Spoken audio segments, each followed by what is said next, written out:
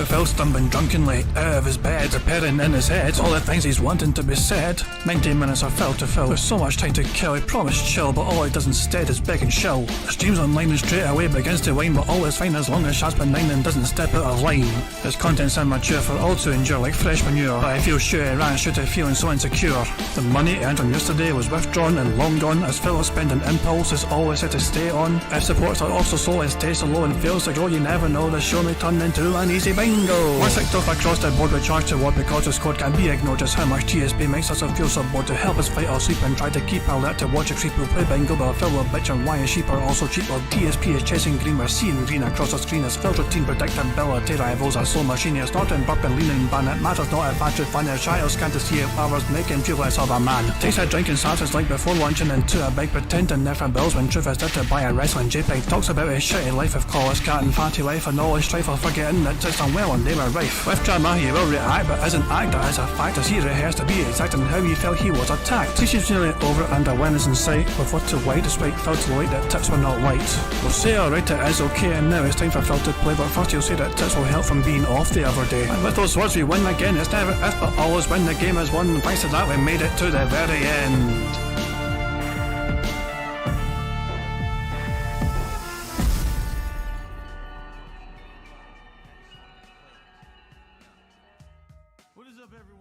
Guys, King Jad here, and welcome to DSP Bingo for yesterday, Sunday the 30th of July 2023. I do hope you've all had a very fun, enjoyable and robust weekend indeed. Phil had a special event last night, and well, he got $170 odd. It wasn't as much as he was probably hoping for. Phil's not going to get berated. There's no sign of Phil on his chat. He's probably slept down. Oh, speaking of fucking devil, there he fucking is right there. Good morning, everyone. Predictably late by 5 whole goddamn minutes. Why the fuck does he say it's a fucking, quarter 2 if he's never going to be fucking live at goddamn quarter 2? What else is there to go over? I'm basically just waiting for Phil to go live essentially, and then I want to fucking go through things that I need to go through. Not need to go through, but want to go through. I've added a couple of soundboard things. What have I added so far? So Sifu Magoo on, I think it's Sifu Magoo on Discord, that being said, Discord recommended me to add some clips from a Scottish show called Still Game, where like Neds are basically just fucking making fun of someone by saying things like, so anytime Phil says something like he's happy to be here, I can just fucking press something like that, or just something, I don't know, things like that, you know what I mean, but some random Scottish style Ned's just fucking disagreeing with Phil anytime he says things like, like, no you don't, no you haven't, no it isn't, no I didn't. Things like that, so I got that to fucking add in the soundboard. So it's like a good recommendation from I think it's Sifu Magoo, as I said. So yeah, added that earlier on. I don't think I got anything else new added in soundboards. No, I don't think so. But yeah, other than that, we're just waiting for Phil to properly begin the show. Please translate. For fuck's sake. No you don't. No you don't. No you haven't. No you have not. No it isn't. No it is not. No I didn't. No he did not. There you go, there's the fucking translations here, for fuck's sake. It's from Still Game, D-Dog, yeah, so yeah. Just like we Neds fucking disagreeing with someone when I fucking try and make a speech. So there we go. Anytime Phil says something daft, whatever, I can just press one of those fucking buttons if it makes sense to you. There we go.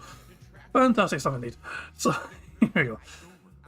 Phil's still not going live yet. So, Phil had a special event yesterday. He made like $170 odd, but $100 of those dollars came near the end from one particular whale. So really, the whole marathon event did not really get the support that Phil was hoping and looking for. I shared this video that Hate Army made. Hate Army made us, shout out to Hate, by the way, shout out to Hate Army. But yeah, Hate Army made this video earlier on, and I just couldn't help but share it because I couldn't believe the kind of desperation that Phil was obviously going through, trying to get his audience to fucking buy along and to fucking giving him money for anything. And it has to be seen to be believed. One more thing, by the way, before we even continue anything else, Phil has currently spent $938 on WWE Champion so far this weekend. Thank you as usual to DJ Gamebox for tracking the data. No wonder Phil was desperately fucking seeking tips and wondering where he should fucking bust out the fucking half-drunk whiskey bottle, to try and get people to fucking give him money for it, for drinking it, so because he's like, he's spending all his fucking money on the champions as per usual. So there we go. Shane says only 938 so far. The weekend is still going, so there we go. Phil's fucking Phil's taking forever to go live. Let's just fucking play this. Wow. Well, I'm gonna eat my bread. I'm really hungry. If I don't eat the bread, I'm gonna be hungry for the rest of the night. So I'm gonna tear into this bread now.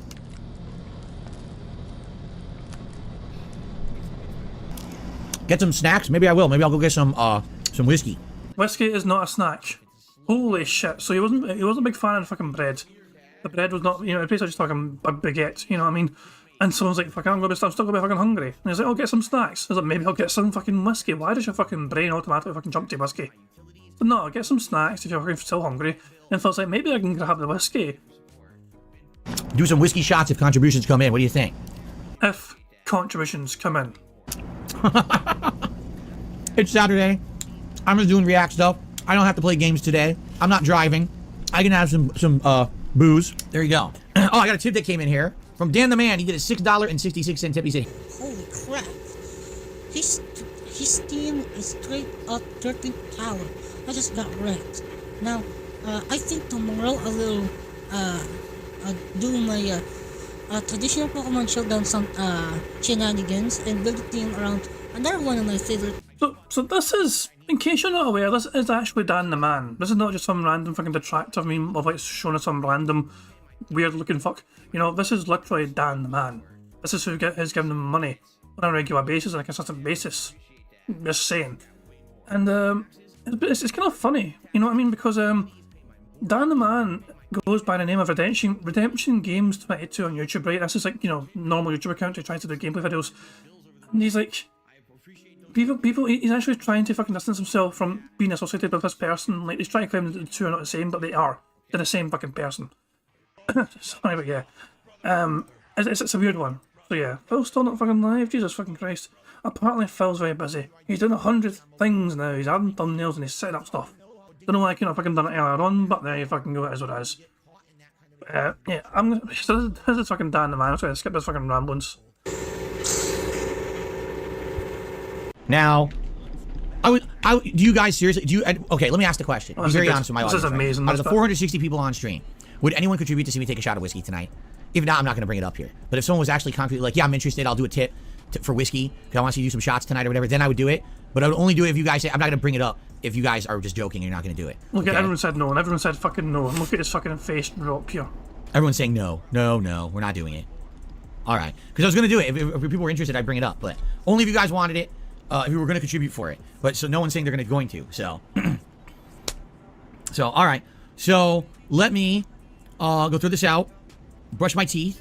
All right, and then we'll come back and we'll start with my half of this react, which is gonna be about 2-3 hours of me talking about my times with Machinima. Okay, Darth Fix, can I do $200 for a shot of whiskey? Really? This was not. You're serious? This is a If that's the case, I'll get it, but not 200. Shots of whiskey are not $200. That's too much. I would, it's always been a staple. It's $100. I would not take 200 for a shot. That's too expensive. No way. That's not fair. I would do 2. But that's up to you, and only if you're serious, Darth Fix. Are you serious? Or are you just joking? If you're just joking, to tell me. So one random troll kept him on a fucking online here, you know what I mean? Basically had him baited the whole entire time. You know what I mean? So everyone in chat said no, but this one random person was suddenly saying yes, and Phil's like, oh, so what's Phil's decision here? Will he get the bottle, or will he not get the bottle?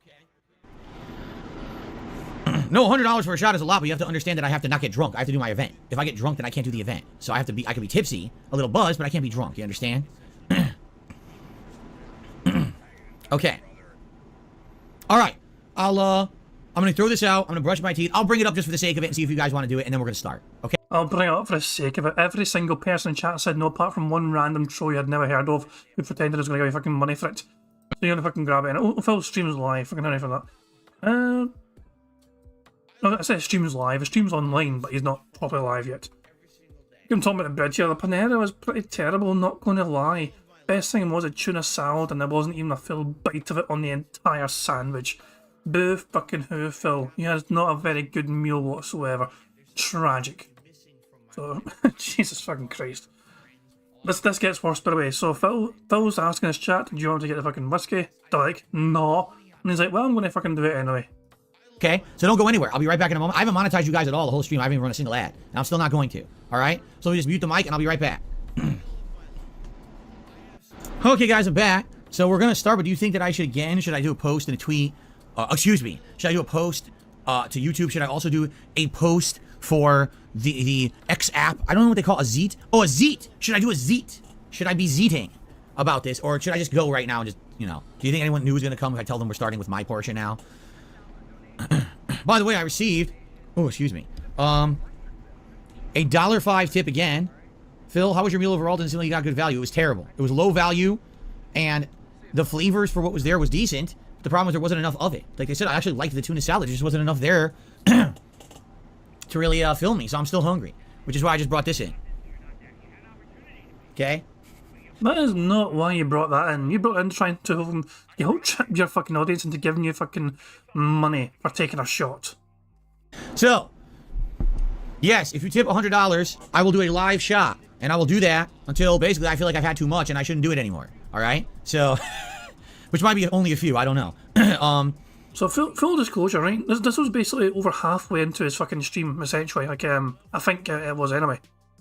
About the halfway mark, I think it was. Or roughly, he's already ate. He already had his fucking meal, which came after the June the King thing. So I think it was after...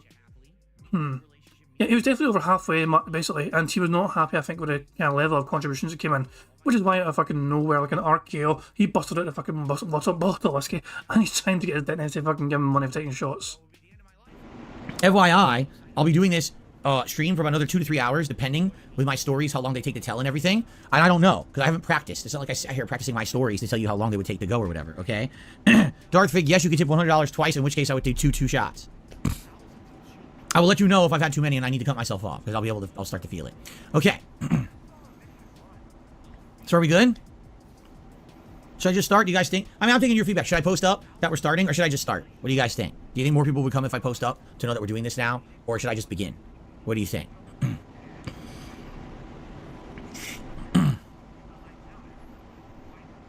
Yes, post up.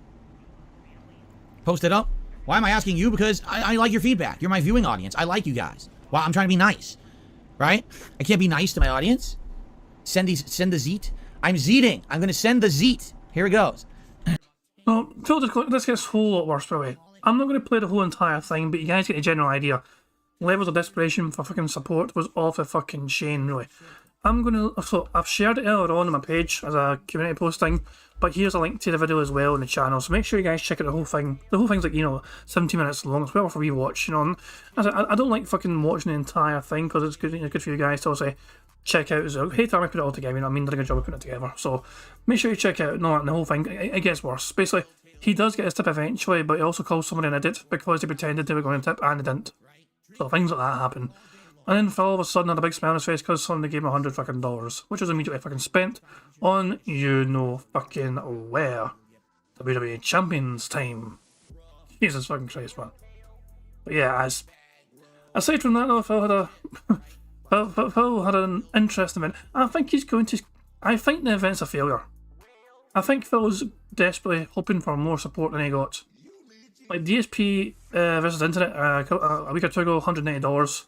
He got in a day stream. That was better. That was a half day thing overall, and that got more support than this one whole marathon. Phil's previous marathons, the DSP Party, $558. His other event before that, he's had the Fighting Feast marathon over $1,000 for fucking $1,327. These big events he's fucking had, these marathons, whatever, he usually does fucking better. So it was strange for him, I think, to not really get. I was expecting him to get more as well. It didn't fucking happen. So I think he's definitely going to mention it and make it an issue today, because Phil's support for tips this month has been dramatically slow. If you scroll through, this is all of July right here, right? This is all of July, and Phil has so far had $3,500 in tips, and he's only got 2 more streaming days of July left, today and tomorrow. So yeah, he's not used to. He doesn't usually make that little amount of money.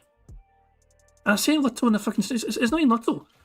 $3,500 in tips is incredible in a month, in my opinion. But for Phil Burnell, it's not enough, because he's such a fucking greedy bastard. He's always needing more. He's always wanting more because he cannot live within his fucking means. It's incredible. So yeah, today's going to be a bit of Phil talking about the anniversary events as well. It's going to be fucking great to look forward to. Let's just spin the wheel and determine today's bingo card criteria. There's an excellent point as well by Agent Proper. Agent Proper says the tips that we know about. There's a few tips that Phil gets which he does not announce. Troll tips, for example. So Phil never adds troll tips to the board. He always ignores them. I mean, so somebody gives a tip as a troll, he just fucking doesn't even add it to the board and doesn't read it out. I don't know if it gets charged back, however, or somebody just fucking forgets about it because it's a, you know, what do you call it? I mean, the trackers, you know, people that fucking troll tip might not bother because it's only a fucking $1 or $2, you know. So you might just fucking think of it as gone. But I don't know, you shouldn't troll tip anyway, in my opinion, because it's a waste of fucking money. Because Phil has made quite a lot of money in troll tips. It all adds up. All these fucking $1 and $2, not shit, they all add up at the end of the fucking day, so it's not worth it, in my opinion. But anyway, the wheel said vote. So fantastic stuff. We will go with vote. So we need a number in chat. The very first number in chat I see between the numbers 1 and 200 that contains the number 3 with the card I picked for today's bingo. It has to contain the number 3 though. So it has to contain number 3. 73 by Toxic Charges was the first one I saw, so the 73rd bingo card. So there we go. So we're going to go with 74th, go 70 things. Scroll, go, there we go. So the card on the right hand side is the card we have for today's bingo antics. We got Phil to have some dead air, him burping, him saying variety, him doing siege mode, which is where he folds his arms, and when he says new games as well. The second row is Phil saying goal, business example, fuck, and absolutely. Third row is Phil saying support, Twitter. I will also allow X or seat. I think I'm going to change this on the board, so it's going to be Twitter or X or seat or whatever. So I'll, you know, if it says X, I'll just count it as Twitter, you know. Him snorting, him saying alright, and him having a creepy whisper. Fourth row is Phil touching his eye, him saying on demand, wrong, voted, and you guys. And the fifth and final row is Phil saying you see, him pointing at the camera, him saying unique, reality, and finally, something style. Fantastic stuff indeed. So there we go, fantastic. So it was just a save the card before I forget to save the card, because sometimes I forget, and by sometimes I mean one time. But it's still one time too many, so never forget. Christ, man. Tell you what, man, I tried to watch some of the Machinima event last night. I found it torturous, man. Like, I am glad I got Saturdays off. Like, when I'm off from having to endure Phil, I actually don't appreciate it. It's like, mind you, I'm always whenever I'm not doing a Saturday stream, but then I fucking watch someone else try and endure Phil themselves, it's painful. It's like, because I was like, the bingo is quite a good painkiller, it feels, to endure Phil's nonsense. That's just the way I see it anyway. But I feel like the game of bingo is a big distraction because you're trying to pay attention to things that are being said as well, and things that are being done, like, oh, don't I miss this, I don't I miss that. Because we have autos on standby as well, naturally. You got this one going absolutely crazy with his big massive red, you know, bit of fabric here. Doing little rolls and zoomies and all that shit, you know, so yes. The autos on standby should we need their assistance today to help us cope with Phil's bullshit. So, a couple more things to obviously go through, now I'm thinking about it. So, the bingo. Okay, so people might be new to the bingo, and if you are new to the bingo, first of all, welcome to DSP Bingo. This is where we endure Phil's podcast by playing a game of bingo to help us get through the boring, like, 90 odd minutes or however fucking long it'll be. Like, sometimes it's 90 minutes, sometimes it's like 120, you know, it just depends how long Phil wants to rant for. But we play bingo to help us get through it all and endure it. And because of you guys, I'm able to fucking offer wee incentives as well. For example, if Phil snorts 20 times or burps 10 times before he starts recording for gameplay for YouTube, that will give us a free space. Actually, it's not gameplay today, this is DSP Reacts today, so it's recording for DSP Reacts. DSP visits internet, you know. That is when we get a free space. If Phil gets 100 likes and bubbles for his audience before he starts recording for his DSP React stuff, that too gives a free space. And if we get 100 likes on this very stream right here, not only is that going to give us a free space, but you guys will also get to enjoy the Bubbles animation that Pixar Animations so very kindly made for us all to enjoy for celebrating 100 likes. So plenty of ways we can get free spaces, and you guys are in direct control of one of those ways of getting those free spaces. I believe D-Dog's in standby to try and record the stream in a raw format if we need it, because remember, Phil makes these DSP gaming podcasts streams private straight away, which means usually we're behind Phil usually by about fucking, you know, sometimes 20 minutes, sometimes 34 minutes. Basically, we usually fucking have to, you know, catch up with Phil, but if a stream goes private, it means I need to find an alternative source, because the direct source that Phil has, which I'm on right now, is not available because he just privates it straight away. So yeah, but we have backups in place. D-Dog's a good backup for sure, you know what I mean? I do appreciate his efforts. And we also have Raw Phil as well. Should all else fail, we've got Raw Phil as well on our channel. So big ups to them for the work they're doing too. But also, first and foremost, we'll be going with D-Dog's. D-Dog's plan A. For things going wrong, D-Dog's at the plan A. A for Australia. So there you go. Phil is going to use the restroom, he's going to BRB, and he says he's going to plan out the anniversary events today. Fuck me, man. So this is basically about a lot of talk of what he wants to be doing throughout the month of August to celebrate his 15-year legacy. So, yeah, that'll be fucking fun, won't it? Jesus Christ. But, other than that, oh yeah, I wasn't finished with the bingo stuff. So, if you get 25 out of 25 on this bingo card you see before you, not only is that also a good thing, we all get to fucking enjoy a full house victory, hooray for that, we get to fucking escape, but you guys can potentially win some money as well, or vouchers, whatever, should we get a full house on a bingo card, but only if you've left a comment in a community post, which is linked in the description of this live stream. And I'm trying to debate whether I should make a brand new community post for August. Like, should I just try and make a fresh list, get rid of the old names, or is my current method of removing people that have won, don't claim, removing them from future, draws, do people think it's a good method? New list, or keep the one I've got, but just do what I'm doing, just so I can get rid of names that are winning but no claiming. Do both. Bill Brasky says, Bill, I'm always, and Bill Brasky says if they ever win, give it to Jasper's Angels. I'll try and remember, but at the same time, just make sure you tell me. You know what I mean? It's one of those things where my memories are no fucking great, so. Most people are saying, okay, so I'll make a brand new community post on the 1st of August then, asking people, get your name down, and so on and so on. So, I'll probably actually make it tomorrow,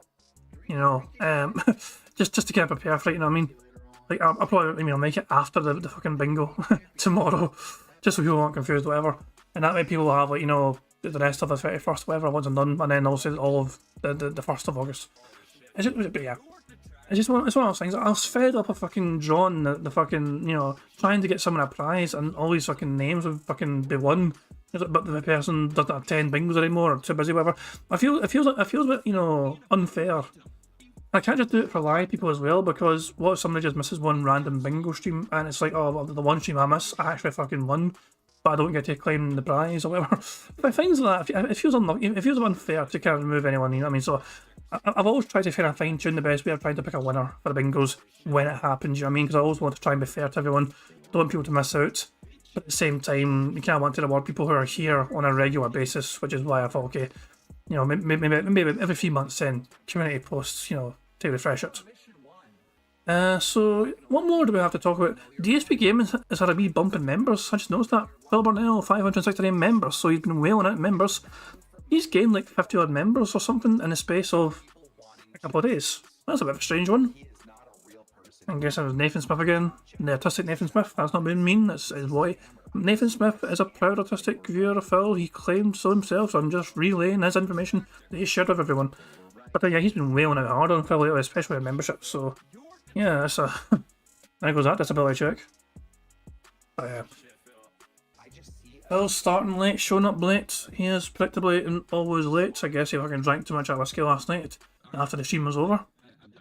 I like how the last time I seen that whiskey, there's quite a lot left in it, which was like the last marathon stream essentially, and then he fucking busted out today, and it's like a whole lot has gone since then. So yeah, Phil Burnell is now going live, fucking hooray for that. Anyway, you guys all know Joe Burnell, please tag me in chat in case I miss anything in the card. I don't try miss things in the card, I just do sometimes because I'm a stupid bastard. Nothing I can do, bugged bingo mechanics and all that jazz. That fucking guitar is so shite. Anyway, good luck guys, here we fucking go, and hopefully we can get a full house to fucking, just win. Hello everyone, on today's show, let's recap what happened during yesterday's big Machinima React event, and now that it's over, let's plan for all the special anniversary events that are going to take place over the... Was that a camera point right there?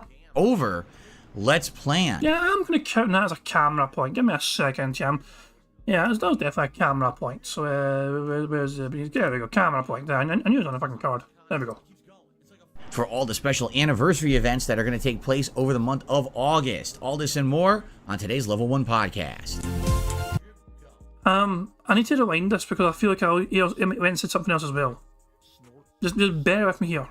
On today's show, let's recap what happened during yesterday's big Machinima React event, and now that it's over, let's plan for all the special anniversary events that are going to take place over the month of August. All this and more.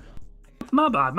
I thought I said you guys, but I didn't say you guys, so never mind. Okay, anyway, we've got one so far, just 24 to go. And remember, also, free spaces could be crucial, so, like the stream, you bastards. So that way you can get a free space, so you can hopefully win. There you go.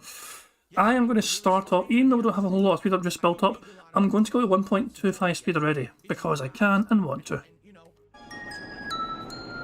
Good morning. How's everyone doing this lovely Sunday? Today is the 30th of July, 2023. We're almost done with July, if you can believe it. What a summer it's been so far. And we got some special stuff coming to celebrate my 15-year anniversary as a content creator. Welcome to the show, everyone. I hope you're all doing well. I know that many of you are likely just starting to watch some of the content that I put out yesterday over on my sister channel, DSP Reacts. I don't blame you. It was a long day of reacting. A ton of stuff was covered. Various different topics, although they all involved machinima. There were definitely different aspects to everything that I did yesterday. And if you were there live, thanks. There was a great audience of people there all day long enjoying and interacting. But at the same time, I know there's going to be a significant amount of people watching all of that content over the course of the week on demand. And the videos are going to be going live, one a day. So many of you have not even begun to watch the entirety of all that content. And I hope you enjoy it. I like having variety for my React channel. Because as you know, usually in a given week, the only things I put up over there are my DSP versus the Internet clip show, which we're actually doing today. Or every once in a while, I'll throw out like a game review. Every once in a while, I'll do like a tier maker. Well, now you're going to have tons of content this week over the course of the week. And I'll talk about that in just a sec. But now that the Machinima event's over, which was the big thing for July that I wanted to get to, now we can work on all of these special anniversary event stuff for August. And I'm pumped because August is my 15-year anniversary as a content creator. Technically, it's September, but we're doing it in August because September there's going to be so many new releases this year that I want to focus on the new releases. And so, there's going to be two special events coming up in August. There's going to be one day where half of the day we do a Project 7 React event, reminiscing about the series, talking about how things were over 11 years ago when I was working on the series with my friends. Adding context now that we now have a lot more added context being so many years later, knowing how things were back then on YouTube and how different they are today, seeing how, from behind the scenes, how the development of that show worked, because now we know, from both my perspective and the perspective of my former friends, what was really going on after having watched a different kind of video from last year. But I think that's going to be very exciting, very interesting. But in addition, we're going to do a tier maker where I'm going to rank all of the games that I previously said were Game of the Year or runner-up. So we're talking like 20 plus games from the last decade. Do they hold up today? Are they games that maybe at the time that they came out were very popular, but really they're not very interesting anymore? Did they not stand the test of time? So we're going to do a fun tier maker as well. All of that will take place on one day. Like the first stream of the day will be the Project 7 event. The second half of the day will be the tier maker. Bastard caught up to live DSP. I had a feeling it was a fucking mistake to go 1.25 so early on, but damn it. Just in case you're wondering what me blip pause, the wee kind of random pause. We've caught up to live DSP, so I'm now trying to build some more speed up just because, DSP at normal speed is a bastard to endure. Then, at the end of August, I'm actually planning to do a very special retrospective marathon event.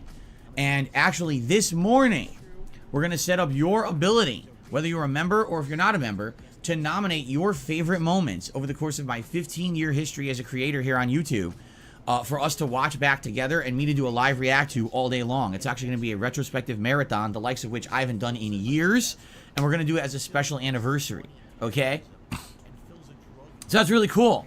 I'm excited for all this extra stuff going on in, August. In addition to some of the throwback playthroughs, we've already begun the GTA 5 anniversary run that'll be progressing over the course of August. I'm sure there's going to be more throwback stuff. Like, I definitely want to play a couple classic games if possible on late streams. And I'm sure more people will be throwing nominations into the ring for games for me to play over August because there's really nothing new to speak of. We could easily go back to Elden Ring. We could do other things. We'll see what people want over the course of August, all right? So, I'm very excited. I hope that you guys are excited as well. And yeah, it's good stuff coming up here on the channel. All right. So I guess to start today, let's recap everything that went down yesterday so that you know what you're looking at over the course of the week. And then what we will do is talk about the future. We'll plan out the schedule for the week, and then we'll talk about the anniversary event. And I even want to start setting up your ability to nominate your favorite moments for that retrospective marathon today. Okay? Cool.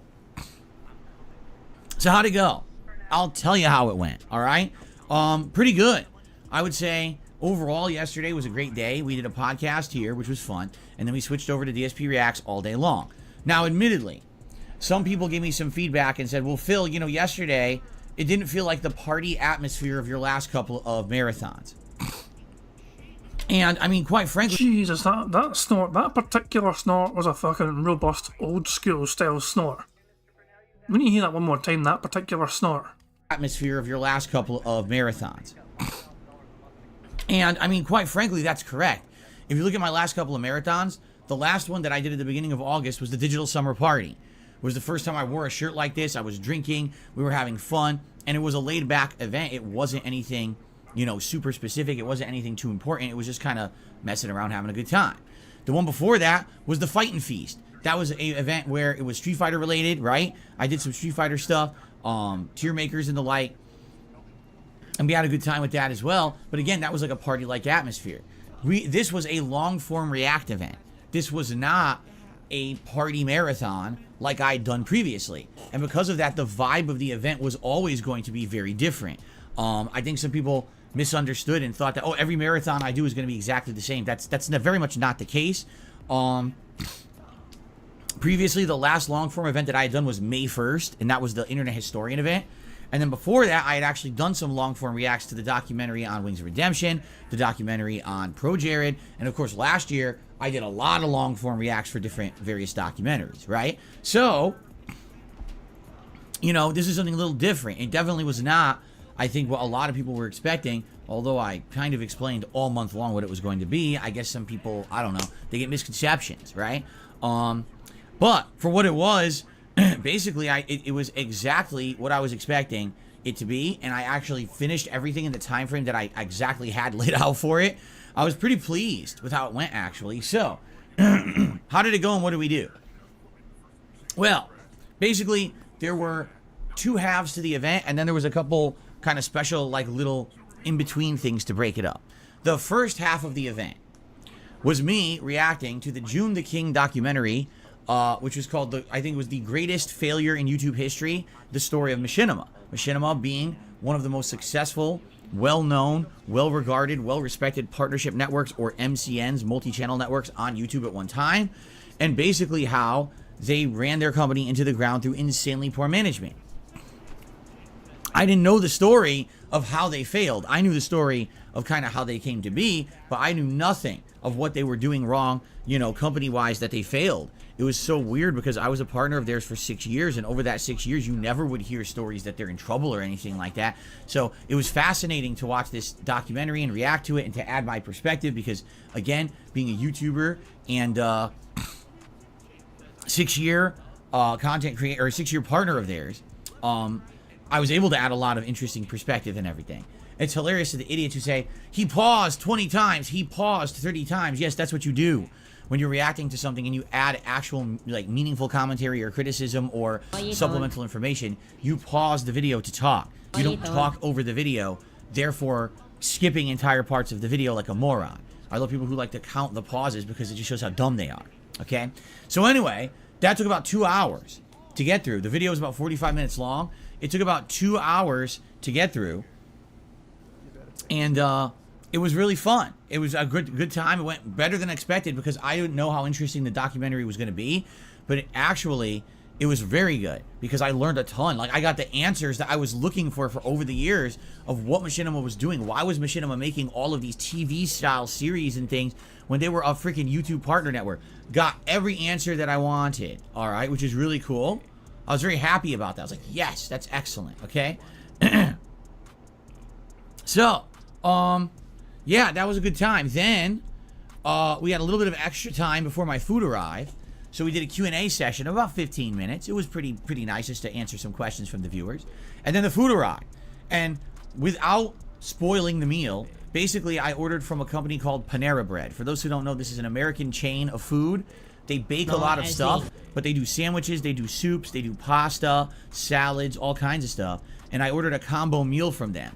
And all I'm going to say is it was one of the most disappointing times that I ever had on a Feasting with Phil episode. It was incredibly disappointing. And yes, I recorded it. Yes, that's going live later this week. I'll give you the schedule of videos in just a second. So we had our live meal together. Then after that, I basically did my portion, personal portion of the marathon, which was called The Dark Side of Machinima. What it was me relaying all of my experiences that I had with Machinima over the years through a series of emails and stories. So 3 hours, I went through my entire history with Machinima, starting all the way back in 2009 when I had my first interaction with them. That was not a very good interaction. It actually was very, very deceptive, very bad. They weren't very honest with me about stuff and made me very apprehensive about working with that company. Then, basically, we went into all the times, having the partnership with them, the initial, almost like honeymoon period with them where everything was great and they were paying me insane amounts of money. Then, the entire shit show that was my E3 trip, absolutely hilarious. Man, was, a mess of telling you all the stories and showing you all the correspondence I had there.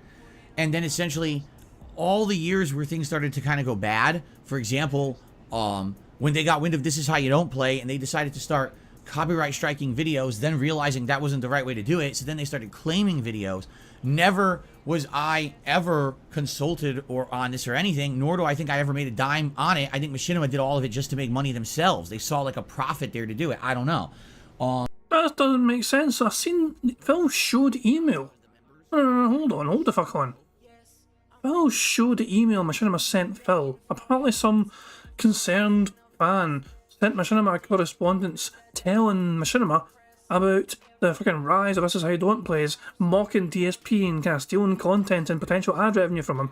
And so Machinima then reached out to Phil saying, is this something you want us to take action on? Because we have identified cases of, content, with match content ID. So, no, bullshit, no. Because Phil showed the email from Machinima and they went to him and inquired about it, essentially. So, I don't know why Phil's choosing to lie about that. That's bizarre to me. When he showed it in his own fucking stream. But, it's so fucking dumb. But anyway, Phil claiming to have fucking receipts is also a fucking big X'd out because Phil didn't show a whole lot of what he said. He really kind of kept it to what Machinima said to him. But he never really showed it, the fucking things where he was fucking trying to claim the things. And he was always paraphrasing his own shit. So Phil didn't really bring the receipts like he fucking claimed he was going to fucking do. And then there was the whole copyright strike debacle. There was the whole incident where they wanted to actually get lawyers. Oh, the incident where you fucking said it was hilarious and you're fucking happy with how it went and you're happy with the fucking boost in popularity you fucking received because you achieved several fucking hundred or 1,000 extra followers on Twitter and you're expected to fucking blow over very quickly. You said you thought it was extremely fucking hilarious, Phil. And you retconned that later on to say it was my depression. You just can't make up your mind, can you, Phil? Involved to take down videos and I told them not to do it. I don't know why they wanted to do that. My falling out with Machinima and the termination of my contracts with them and all of that jazz. So a lot of stuff was covered. 3 hours, all right? If you were ever interested in learning the ins and outs of how a partner network worked with a top partner, or just my story in general from back in the day of how things were working with Machinima, it was fascinating. So for those that were there, thanks. There was actually a pretty decent live audience for the entirety of the event, and they seemed to have a good time, although it was a lot of data absorption. This was not a party atmosphere live event with a lot of interaction. It was more, hey, I'm telling these stories, and people are definitely kind of fascinated, right, in it. Now, I'm just going to say this, all right? I'm just going to say this once, and this is the one time I'm ever going to say it. I'm moving on. What do you think this is about? Oh, hold on. I'm trying to wonder what it's going to be. At first I thought it was going to fucking talk about support. But I have a feeling instead, because he technically doxed his former best friend, John Rambo. He forgot to fucking, blur out Rambo's actual fucking full name. And so now Phil Burnell revealed on his fucking shitey show that he fucking, what his full name was. When Rambo's kept that quiet for a long fucking time. Not a lot of people fucking knew what his surname was. A couple of people did. I kind of knew what it was, but that was a different thing. But it's one of those things where he wanted to keep it private, or he wanted it kept private, so it's okay, fair enough, we'll just fucking... But yeah, Phil released, fucking showed his fucking full name, and then people in chat saw it and kept saying it, and Phil got annoyed and banned a bunch of people that were fucking reading and watching his content saying the name. It's Phil's own fault for fucking him in the first place. So, Phil, what are you going to fucking say one time and one time only? Yes, my haters and detractors, of course, are absolutely grasping at straws, looking for like, oh, Phil made a big mistake yesterday, let's expose him. No mistakes were made whatsoever. You meant to fucking dox John Rambo then. That's a very, very interesting thing for you to admit. Why would you also ban people in your chat for doing that then? For saying the name that you didn't fucking, censor? Everything that I showed in my event yesterday was public knowledge, already on the internet. There was no doxing, there was no, I didn't expose someone's private email address. Then why the fuck did you ban people for fucking repeating the fucking name? Or social media account, or phone number, or anything like that. Everything that was in that event was 100% public knowledge. I made sure, I crossed my T's, I dotted my I's. I even deleted a bunch of stuff that I wanted to show you, because it did have private information in it. So everything there is fine. Don't worry, absolutely nothing like that happened whatsoever, but they're idiotically saying it did when it didn't. Literally everything in that video is public knowledge. When I say that video, that stream, and as you'll see as the videos go live over the course of the week coming up. Phil, define public knowledge. Define the words public knowledge. What do you mean by public knowledge? Because according to Phil Burnell, a private Discord is not doxing somebody. Remember the fucking...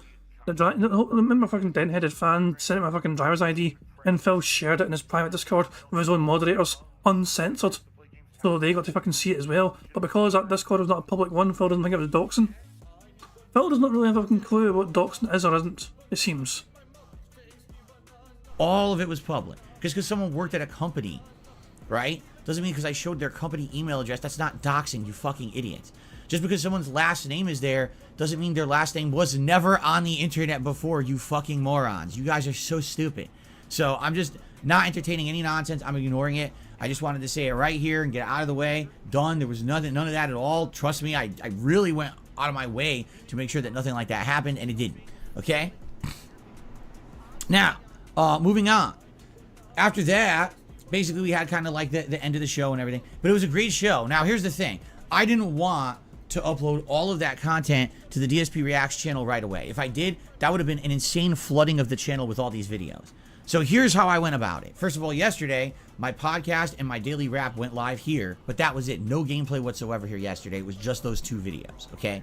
Over on DSP Reacts, I uploaded the introduction, which is basically 15 minutes of me explaining the premise of the event and all of that, and the two-part React series where I reacted to the June the King documentary, The Greatest Failure in YouTube History. So that all went live over there yesterday, okay? Starting today, once a day, you're going to see a new video, release on DSP Reacts of this event. So today it's part 1 of the Dark Side of Machinima.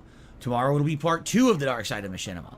The next day it'll be part 3. And then I believe on day 4, which is like Wednesday-ish, I think, it's going to be 2 videos. It's going to be that special Q&A vlog that I did with my audience, like 15 minutes of Q&A, and then it's going to be the Feasting with Phil video. So, literally every day, there will be new content released on DSP Reacts slowly over the course of the week. It should be great. I hope that you guys will enjoy the content. It should be a good time. Okay?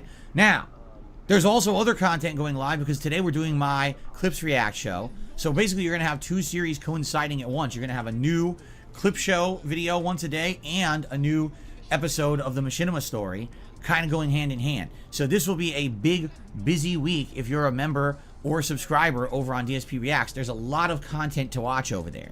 However, if you are a channel member, all right, channel members access everything right away. So if you're a channel member, the entire archived stream is available right now over there, and you can watch it in its entirety without interruption or any, you don't have to wait. Basically, you get to see it right now.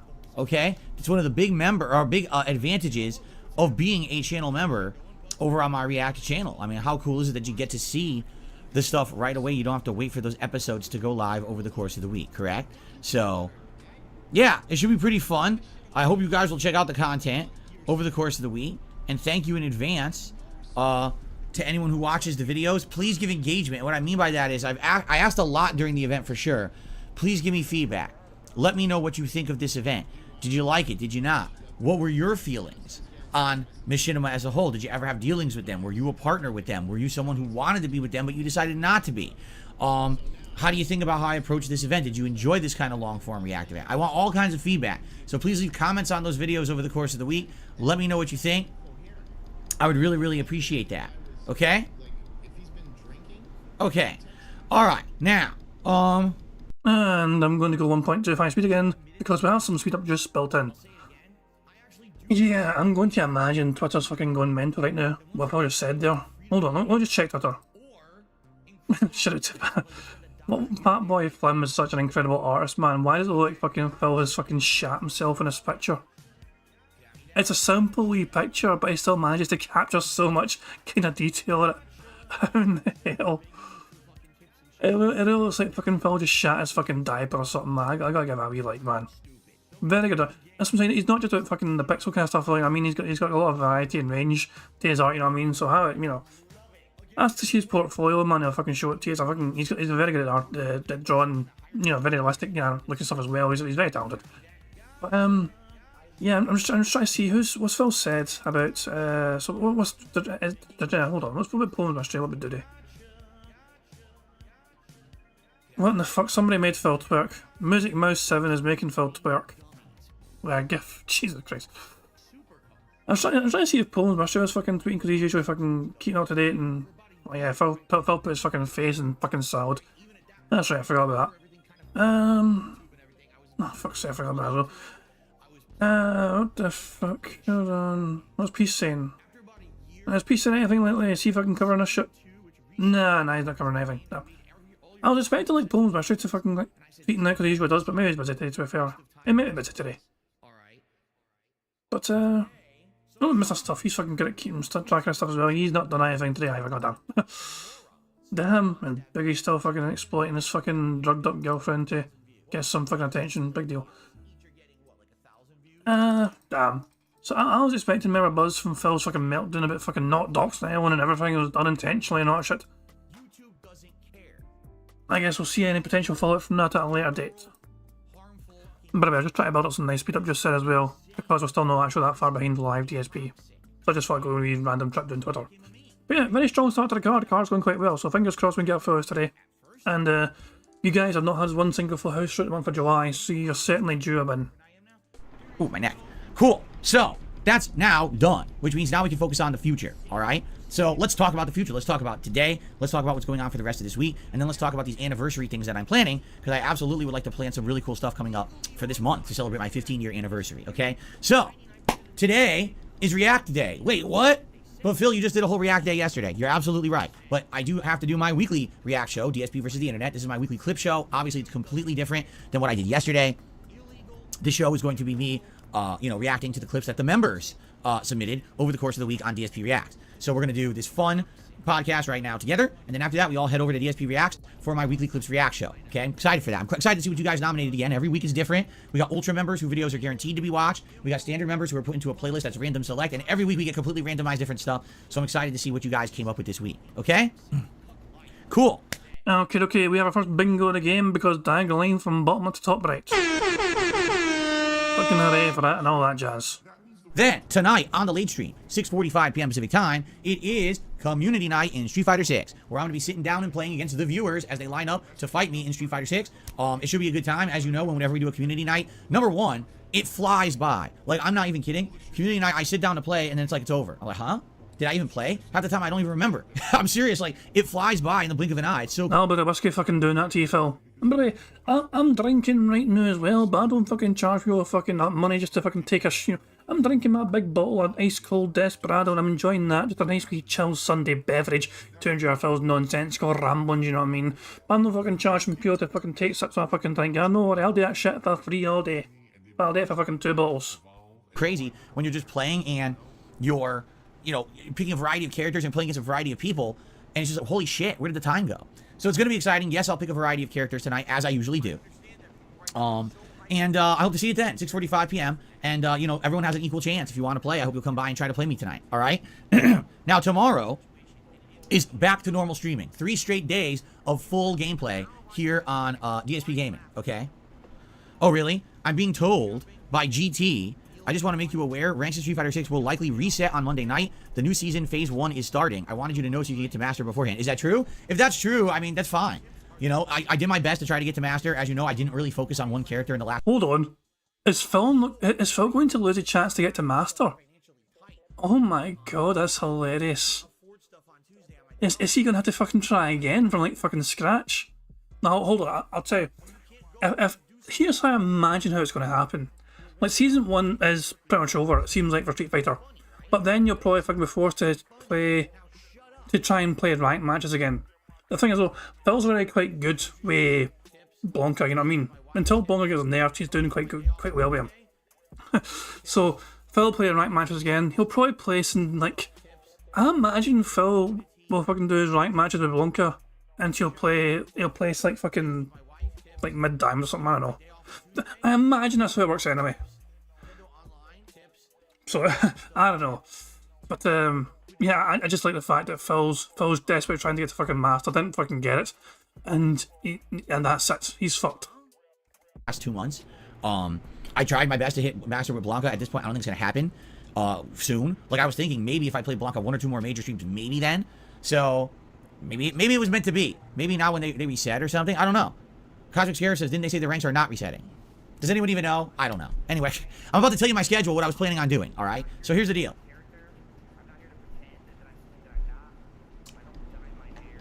On Monday, major gameplay streams. First stream, Street Fighter 6 ranked. But who will I use? Honestly, I was thinking, don't play with Blanca on Monday, and here's why. I just did two big streams of Blanca ranked. I like Blanca. I want to get into Master. But I do feel like playing with someone else for a stream would be beneficial at this point. I don't want to get burnt out using Blanca. I don't want to get too frustrated. And I feel like stepping away from Blanca for a few days... Sorry, but Street Fighter Talk automatically means we go 2 times speed. Oops, that's not speed, that's fucking quality. 2 times speed because it's Street Fighter Talk. And then coming back on Wednesday with Blanca to try to actually focus again on Master is a better option. I'm actually craving playing with some other characters, particularly like I want to play Zangief again. Now I haven't used him in almost 2 weeks, and I'm craving kind of using him in a major session and trying to get into Diamond. We're close. I think, all right, Platinum 5-star. I want to get my Zangief to Diamond level at this point. So I think what I will actually do is tonight watch some tech videos of Zangief, of which there's 5 zillion. I don't know why. I think it's because Zangief is a unique character and he's considered low tier in Street Fighter 6. So there's actually like an abundance of Zangief videos on the internet of high-level gameplay. So I'm going to watch some of those tonight, try to level up my game, and tomorrow we'll apply that to ranked gameplay and see if I can maybe get my Zangief to Diamond tomorrow, okay? So we'll see how that goes, and that's what I'm doing tomorrow on the main stream, all right? Then on the late stream tomorrow night is Grand Theft Auto 5, the anniversary run, and I hope that you'll join me for that. Tuesday, daytime stream will be Final Fantasy 16 Endgame. We are nearing the end of the game. People are saying probably 2 more streams, and I'm done with it finally, thank God. So that'll be the daytime stream on Tuesday, and then Tuesday night, more Grand Theft Auto 5 anniversary run, and then on Wednesday, another ranked stream of Street Fighter 6, and I'm thinking that stream will be me playing with Blanca, trying to get my Blanca to Master unless they reset rankings, in which case it sounds like I'm starting from scratch, which I guess is fine. And then the late stream will be more GTA 5, so that is correct, you heard it right. 3 straight nights of GTA 5 anniversary run this week. Now, I do have a favor to ask. If you're someone who is enjoying the GTA 5 anniversary run, if you're someone who's been watching it a lot and really having a good time with it. Before he even says anything else, we need to check this out. How is GTA doing for views? Let me know anything else. How is it doing for actual views, not shit on his channel? Wow. Parts 5 and 6 have 1.4k views and 2.1k views. Then Final Fantasy has 243 views. The Daily Crap and fucking podcast doesn't get that many fucking views compared to that fucking shit. Wow, okay, so Phil playing GTA 5 is doing super fucking well. He is averaging thousands of views easily on every single fucking video. So, people are turning up to live streams in high numbers. People are watching on demand in the high numbers as well. So what's the problem, little Philly? What's wrong? The video's doing so well on demand, as well as in live streams in terms of fucking number of people turning up. So what could potentially be the fucking problem, little Phil Burnell? Tell us more. Please support the stream. Shut the fuck up, you greedy cunt. Fuck off. Holy fuck, man. So, support the stream, even though people are fucking turning up in droves to fucking watch you play live, even though people are fucking watching on demand in quite higher numbers, far higher numbers than your usual shite you upload on a daily fucking basis. That to me is support. People are already fucking supporting the streams because I fucking watch me fucking make live and on demand in quite a large amount of people. That's incredible fucking support. This is now 3 streams I played of the game. I'm 6 hours in, and they're basically very slow support streams. Now, the good news is the daytime streams have been carrying those days, and it hasn't been that big of a deal. But if I'm going to be playing this game consistently 3 days in a row, obviously I don't want every night stream to be day. So if you could support those streams in any way, please do. Yes, engagement is key. But yeah, other things such as super chats, memberships, tips are important for someone like me who all I do is make a living streaming. So if you could do that for me, I would really appreciate that. At least having at least 1 or 2 streams this week at night, that would be decent, would be good. Okay, that's the streaming week. Next week is highly dependent on how we do in Final Fantasy 16. Because once Final Fantasy 16 is done, my plan is as follows. All right. Street Fighter 6 will remain as some daytime streams. I'll balance that with GTA 5 Anniversary Run as daytime streams. The night streams will now be free. Now, some night streams, I'm still going to do Community Night in Street Fighter 6, and I think I will once a week do Street Fighter 6 World Tour Mode, which I did for a bit, and then I stopped again to do GTA 5, but I want to go back to World Tour Mode. But I'll still have a couple nights open every week, and I'm thinking there's a couple options. Like, one option could be to do some retro games. I'm down for playing like Super Mario 3 or some classic Mega Mans or something like that, because it is my anniversary month. I want to do some throwback content for the summer for my anniversary. Okay, but in addition, we could go back and continue on with the Elden Ring Magic Run, which we did earlier this year. That's up to you if you guys want to see that or not. I'm down for that if that's really what you want. But it seems like not many people have really been asking for it recently. I don't know why, but maybe you're just kind of burned out on Elden Ring. I don't know. Well, that's kind of what I'm feeling. All right, so I want to do some retro stuff. Hey, you know what we could do if you want to see something new that I never played? Zelda Oracle of Ages and Seasons was just released on the Switch Online. Maybe I could play those or one of those. I don't have to play both, but I never played either. And I love classic Zelda. Maybe that's something to do, right? So I need your feedback, because next week, once we beat Final Fantasy 16, the streams will shift around and we'll have some freedom on the late streams. So the question is, what is it that you want to see me play on the late streams as fun retro stuff? Would you like Mario? Would you like Mega Man? Would you like Zelda? Would you like me to go back to Elden Ring? Or do you have another suggestion? Please share your thoughts. I need your feedback. It's going to be key to get that kind of feedback. I know exactly what you guys want. What's going on, Cracker Jack? This is good to see you. Good to see you, Cracker Jacks. How you doing today? Whew. Okay. All right. So that's the gaming schedule. But now, ladies and gents, it's time to talk about August as a month of August as a whole month, or a month as a whole, and the 2 special events that I'm planning on doing. The first event will be a day that is split into 2 streams, but it will be an anniversary day. The first stream will be a formal retrospective react to the Project 7 series that I did many, many years ago. We're going to watch it together. I'm going to do commentary on it, adding all kinds of things like context and backstory, but also now adding even more insight, because last year I watched the John Rambo and Howard video about me where they talked about their experiences with Project 7 the whole time, and it was revealed how they felt the whole time, which I didn't even know, because they never told me. All right? So this would be a very special event, and what I wanted to do is I wanted to do that around the middle of the month, okay? So if you actually look at August as a whole, all right, it looks like, first weekend of August is coming right up, second weekend of August, so maybe the second weekend of August, all right? So let's say Saturday, August 12th. Okay, Saturday, August 12th will be the Project 7 / Game of the Year Tier Maker event. All right, we can think of a better name for it. Let me know. The first stream will be the Project 7 retrospective. The second stream that day will be a special Tier Maker stream where I'm going to rank all the games that I previously ranked as my Game of the Year games and see which games, again, stood the test of time and others didn't and kind of fizzled out and no one cares about them anymore. All right, so that's going to be a fun day. Project 7 on the day stream, and then a special tier maker on the late stream. That's cool anniversary content, right? Now, the big event, the big month marathon event that I do 1 marathon a month, is actually going to be at the very end of August, Saturday, August 26th. All right? It's going to be DSP's 15-year anniversary retrospective. All right? So I'm officially naming it. That's it. Unless you can think of a better name. I think that's a really cool name. So mark your calendars. Saturday, August 26th. That's when this is taking place. What will we be doing during that event? We will be watching back your nominations, all right, for my biggest moments in my 15-year career, all right? Anything's fair game. Keep in mind, I am going to be looking at your nominations and screening them. Basically, here's the deal. I cannot watch a video that would be considered, how can I say, adult content, risque stuff that would be flagged on YouTube today. I know a lot of my old content had stuff like that in it. I can't broadcast that kind of stuff today. I don't want to get in trouble or anything like that. As you guys know, I've changed in the last 6+ years. I'm a lot different now. I used to do a lot of kind of commentary that today I would never do. So I can't be going back and watching that stuff and doing that and getting in trouble. But I have 15 years of content, man. All these playthroughs, reviews, travel vlogs, all kinds of stuff. And I'm curious, what kind of stuff do you guys want to see me reminisce about during this retrospective marathon? Now, here's how it's going to take place. I'm going to make 2 threads for this. All right? One is going to be for channel members, and one will be for standard members. Or, excuse me. One will be for channel members, and one will be for standard viewers. What I meant to say, excuse me. It's going to be very similar to how we do my weekly clips react show over on DSP Reacts. The members will get priority. So if you're a member and you post up your nominations for your favorite moments in my 15-year history, I'm going to watch the stuff from that playlist first. What I'll do is I'll go through it, I'll pick the best ones, I'll add them to a playlist, and we're going to do that first during the marathon. If and when we get through that entire playlist, then we will go over to the open nominations from standard viewers. Do you see? So, pretty exciting, I feel. And being that we're here right now on the podcast, and I have the ability to do so, I'm going to set it up right now. Let's do it. Let's do the postings right now so that people can immediately start to post up their nominations for this special retrospective event. All right, so let's do it. This is going to be a members-only post, all channel members. Attention, all channel members. This post is where you will nominate your... I can't type today. Your favorite moments from my 15-year history as a content creator on YouTube. No, as me. I will be holding a special marathon react event on Saturday, August. I keep hitting, oh my God, I keep hitting the wrong keys. August 26th. And I will be reacting to your clips all day long as you have posted them below.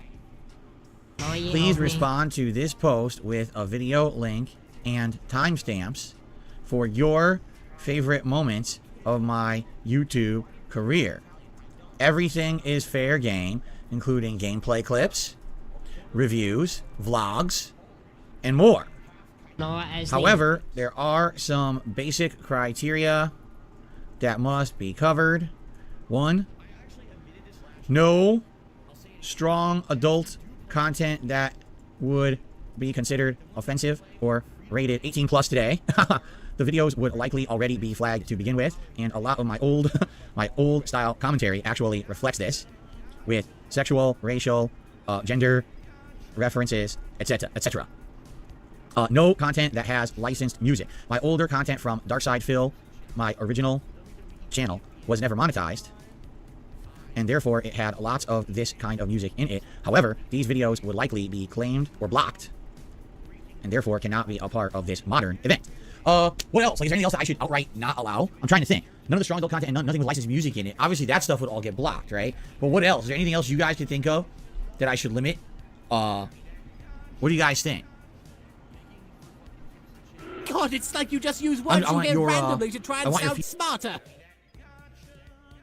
Well, to be honest, I didn't mean to play that. I played the wrong wee clip. So, as soon as I said, what do you guys think, I wanted to play this instead. My biggest fans are idiots. But yeah, I moved the buttons a wee bit, so I forgot if I can move that a bit. But yeah, Phil, Jesus fucking Christ, Phil. I mean, people wonder why he fucking asks his fans for fucking permission and all that shit all the fucking goddamn time anyway and all that shit. He needs fucking a scapegoat. Why do you think he's fucking desperate for fucking feedback? So he can fucking blame them should support be fucking more.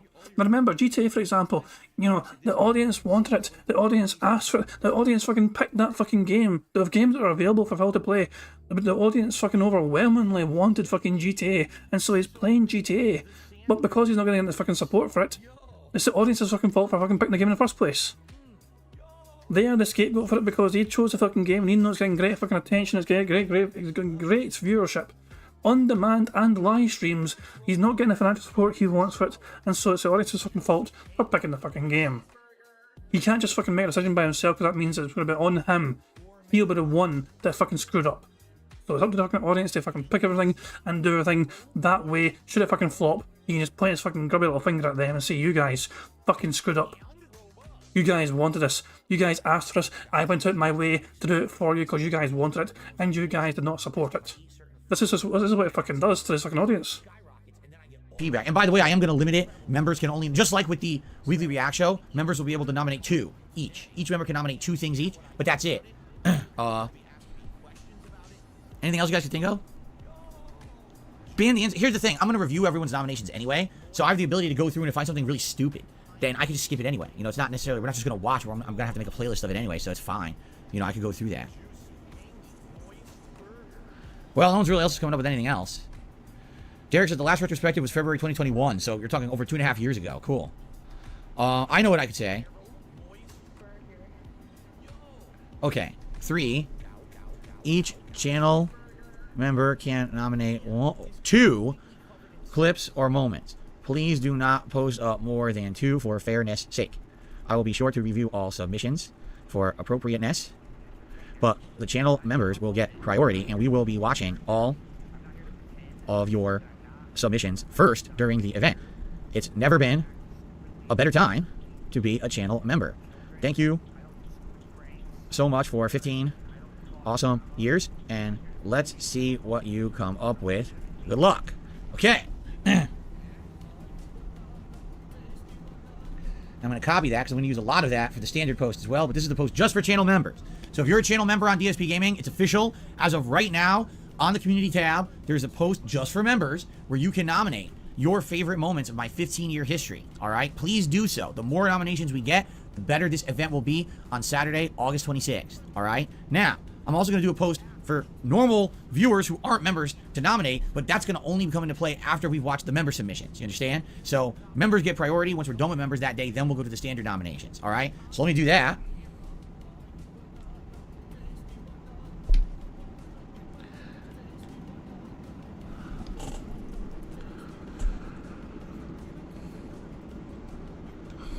Please note that channel members already have their own thread to do exactly the same thing, and they will receive priority. After we finish watching member submissions, we will swap over to your nominations from this thread. If you want an increased chance to get your clip watched, be sure to become a member today. Okay, here we go.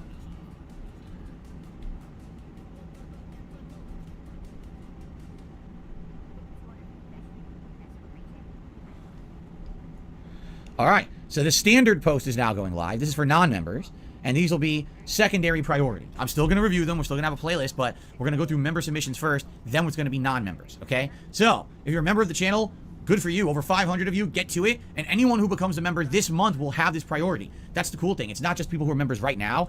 Anyone who becomes a member of DSP Gaming over the course of, August will have this priority.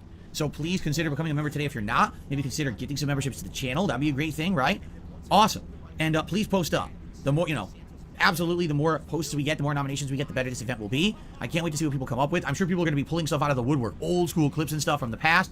Also, probably newer stuff that people think is great, right? So please consider becoming a member today. If not, hey, standard viewers as well can also nominate for this event, which I hope you will. I think it's going to be a great event coming up to celebrate my 15 years as a content creator. Should be pretty sweet, right?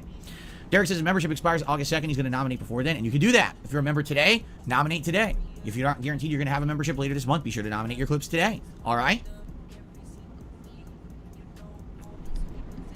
Will I ever bring back Dick Lightning? I mean, technically, I joked about it in various FromSoft playthroughs, but I don't think that ever since Dark Souls 2, there's ever been an opportunity where it fully was like that. You know what I'm saying? Where the lightning was that powerful or whatever. Okay, so, guys, here's the deal. All right? Derek says, how many for standard members? 2 also? Oh, that's a good point, and I don't think I put that in the post. Can I edit the post to say how many? It's a fair point that Derek just made here. Yes, I can. There we go. Each viewer. Each individual viewer can nominate 2 clips or moments. So same thing. If you're a member, you can nominate 2 moments. If you're a standard viewer, you can also nominate 2 moments. So technically, if you're a member, you can actually nominate 4 moments. There you go. Okay. Thank you, Derek. That was actually very insightful that you said that. I fixed it. Cool. All right, so guys, here's the deal. Oh, seems genuinely fucking shocked that Derek had actual helpful, viable input to his fucking stream for once. I mean, he generally seems like stunned. Hey, Derek actually had a fucking good point for once. What about that fucking thing I forgot? I was like, thanks, Derek. You were actually useful for once. That's all I really got to talk about today. I wanted to talk about the anniversary stuff. We now have it locked. So the first anniversary event will be August 12th. That'll be the Project 7 React and also the special Game of the Year Tier Maker Countdown. All right? Then, on the 26th, that will be the special retrospective day, the 15-year anniversary retrospective, where I'm going to be watching all the clips you guys submit. All right? So I'm very excited for that. I hope you guys are too. And of course, we'll be doing fun anniversary stuff all month long. All right? Cool. What's going on, Juan? How are you today? Frank White, I have no idea what you're talking about, so please shut up. Thank you. Okay, now, let us do shout-outs, because I think we have some shout-outs to do today. We start off today with Kayvon, who did our first super chat of the day. Thank you to Kayvon. Let's get you up on the leaderboard here. Thank you, thank you.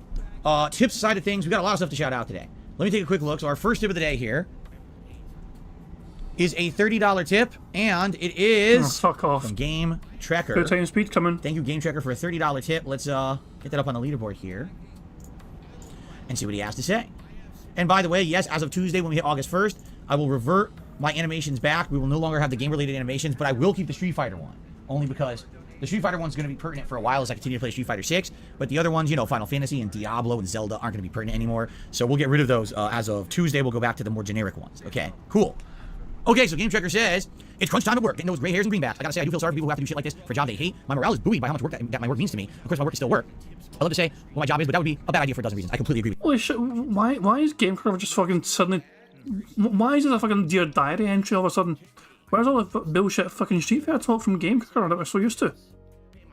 What the hell is going on here? What the hell? Game Cracker's like, here's $30, Phil. I'm going to fucking spout my feelings to you about why my life's so fucking annoying right now because I don't want to fucking do the job I'm doing. By the way, here's some of my money from the job I hate fucking doing. Oh, Prophet says he sent me all the updates to his standings in Street Fighter 6. He lost in the standings again, so prepare for more lies. Oh, of course, of course. Thank you very much, Prophet. I am going to make sure we have this on screen right now. So basically it's only the first screenshot, isn't it? The first screenshot is like the most pertinent one because that includes both the overall rate and the Blanca, like, you know, rating. So yeah, here we go. We're prepared to fill the lies here. So this is updated stats from Prophet about Phil Burnell. He's barely 5-star diamond. I think he's like rating the periphery of 5-star diamond. He had to fucking fight tooth and nail to fucking get back to 5-star because he went back to the 4-star for a while. Phil has fucking dropped to 55.09% overall win rating and 1,320 wins from 2,396 battles. Blanca, 421 wins from 718 battles, 58.64% win rating. Yeah, ouch indeed. So yeah, Phil went down 0.23% overall and he went down 1.18% in Blanca. So with all that being known and said and all that jazz, let's hear how Phil's going to spin it into something different. With your Game Tracker. Anyway, unfortunately this means I'll have less to say in my tip messages for the time being. I know I've never needed to write you a little novella of each contribution, but it's been a part of my enjoyment. My other tip today is for your late stream. It has no message except it says it's from me. Of course, I'll be chilling with your on-demand content when I'm not busy. It's helped me get through some massively stressful times in my life, so here's 15 years. Thank you so much, Game Tracker. Your support in the last 2 months has been outstanding. So here's a second tip that'll count for tonight's Street Fighter stream. I will reserve that one for later, but thank you for the initial $30 tip. That is very generous of you, and I really appreciate that. So now we continue on. And our next tip here is from Pug. And Pug. So I sped up for no reason. I sped up Game Cracker's tip for no reason whatsoever because it didn't actually contain any actual Street Fighter talk. I was fully anticipating some random Street Fighter. Maybe the night tip that he's got set up will have that crap instead. I'm actually going to rewind this just so we can actually hear it properly. What did Game Cracker actually say? I'm just going to let it play out. We'll get rid of those as of Tuesday. We'll go back to the more generic ones. Okay, cool. Okay, so Game Tracker says, it's crunch time at work, getting those gray hairs and greenbacks. I gotta say, I do feel sorry for people who have to do shit like this for a job they hate. My morale is buoyed by how much work that my work means to me. Of course, my work is still work. I love to say what my job is, but that would be a bad idea for a dozen reasons. I completely agree with you, Game Tracker. Anyway, unfortunately, this means I'll have less to say in my tip messages for the time being. I know I've never needed to write you a little novella with each contribution, but it's been a part of my enjoyment. My other tip today is for your late stream. It has no message except it says it's from me. Of course, I'll be chilling with your on-demand content when I'm not busy. It's helped me get through some massively stressful times in my life, so here's to 15 years. Thank you so much, Game Tracker. Your support in the last 2 months has been outstanding. So he has a second tip. That'll count for tonight's Street Fighter stream. I will reserve that one for later, but thank you for the initial $30 tip. That is very generous of you, and I really appreciate that. So now we continue on. And our next tip here is from Pug. And Pug has done a $25 tip. Thank you so much to Pug. I really appreciate that. Let's get that added. That means we're already at $55 in tips, and we haven't even started the show yet. That is awesome. Thank you so very much, Pug. That means it is Gunner Glasses time here on the show. You know what? For variety reasons, I'm going to put on the old Gunner Glasses. How about that? I haven't worn these in quite a while. I think I'll toss on the old ones, even though they're kind of gross. Like, these bands are all sticky because they're supposed to be that, like, rubberized material. And that was really bad thinking because the rubberized material actually degrades over time and becomes sticky and gross. So the bands of these old Gunner Glasses are very sticky and nasty. But there's not much I can do about that. Like, that's just how they made them. But I feel like for variety purposes, I'll toss on the old ones. There you go. So thank you very much to Pug for a very generous $25 tip. All right. All right. I also received a $2.25 tip from, let's see here. Basically, from Machinima, they're talking about side scrollers and they're talking about Review Tech USA. I couldn't care less. I don't care about either of them. I don't even want to mention them on my show, so I'm not going to waste my time with that. Thank you for the tip, but no, I'm not going there because I don't give a shit. Okay, shout out to Adam Theory, who just did a super chat. Thank you so much, Adam, for the super chat. Let me get you up on the leaderboard here. Thank you, Adam. All right, so far, great show, and now we're basically heading into the chill portion because there was no game news or anything to talk about today. So instead, I'm going to open up the chat. You guys can talk to me about whatever you would like to do, like to talk about, and let's do some open Q&A. Throw up some questions my way and let's talk. Mr. Whisker says, where's Pug on the leaderboard? He wouldn't be on the leaderboard here because he's not the top tipper. Game Tracker tipped 30, so he'd be on the leaderboard as the top tipper today. Derek says, when you used to do retrospective marathons, you used your King of Hate forums for nominations. Did you like using it? Are you still using it? I still have it. It's a backup, essentially, if I ever need it, but I found that using the community post now on YouTube is way more productive. First of all, it's all in the same. I like how Phil didn't correct Derek in the fucking website name, the King of Hate Forums. Phil rebranded that to DSPGaming.com. But in this, I mean, it still basically is the King of Hate.com. So Phil he completely forgot to correct Derek there. One more time, let's see if Phil not even acknowledge about the fucking King of Hate forums being brought up and him going, wait a second, I renamed that shit. He wouldn't be on the leaderboard here because he's not the top tipper. Game Tracker tipped 30, so he'd be on the leaderboard as the top tipper today. Derek says, when you used to do retrospective marathons, you used your King of Hate forums for nominations. Did you like using it? Are you still using it? I still have it. It's a backup, essentially, if I ever need it, but I found that using the community post now on YouTube is way more productive. First of all, it's all in the same place, right? All of my stuff being on the channel page, that's where I want everyone to go. Subscribe to the channel, get all your data from the channel, post up stuff on the channel. It just makes sense, right? Every once in a while, I do still use the forums. Usually when I do my Ask the King show, I still use the forums, but for the most part, those forums are obsolete, and likely I'm going to phase them out eventually. I don't know exactly when, but yeah, they really don't get much use. And by the way, now they're at DSPGaming.com. It hasn't been that old website for almost 2 years. So, yes, I'm playing Tekken 8 when it comes out.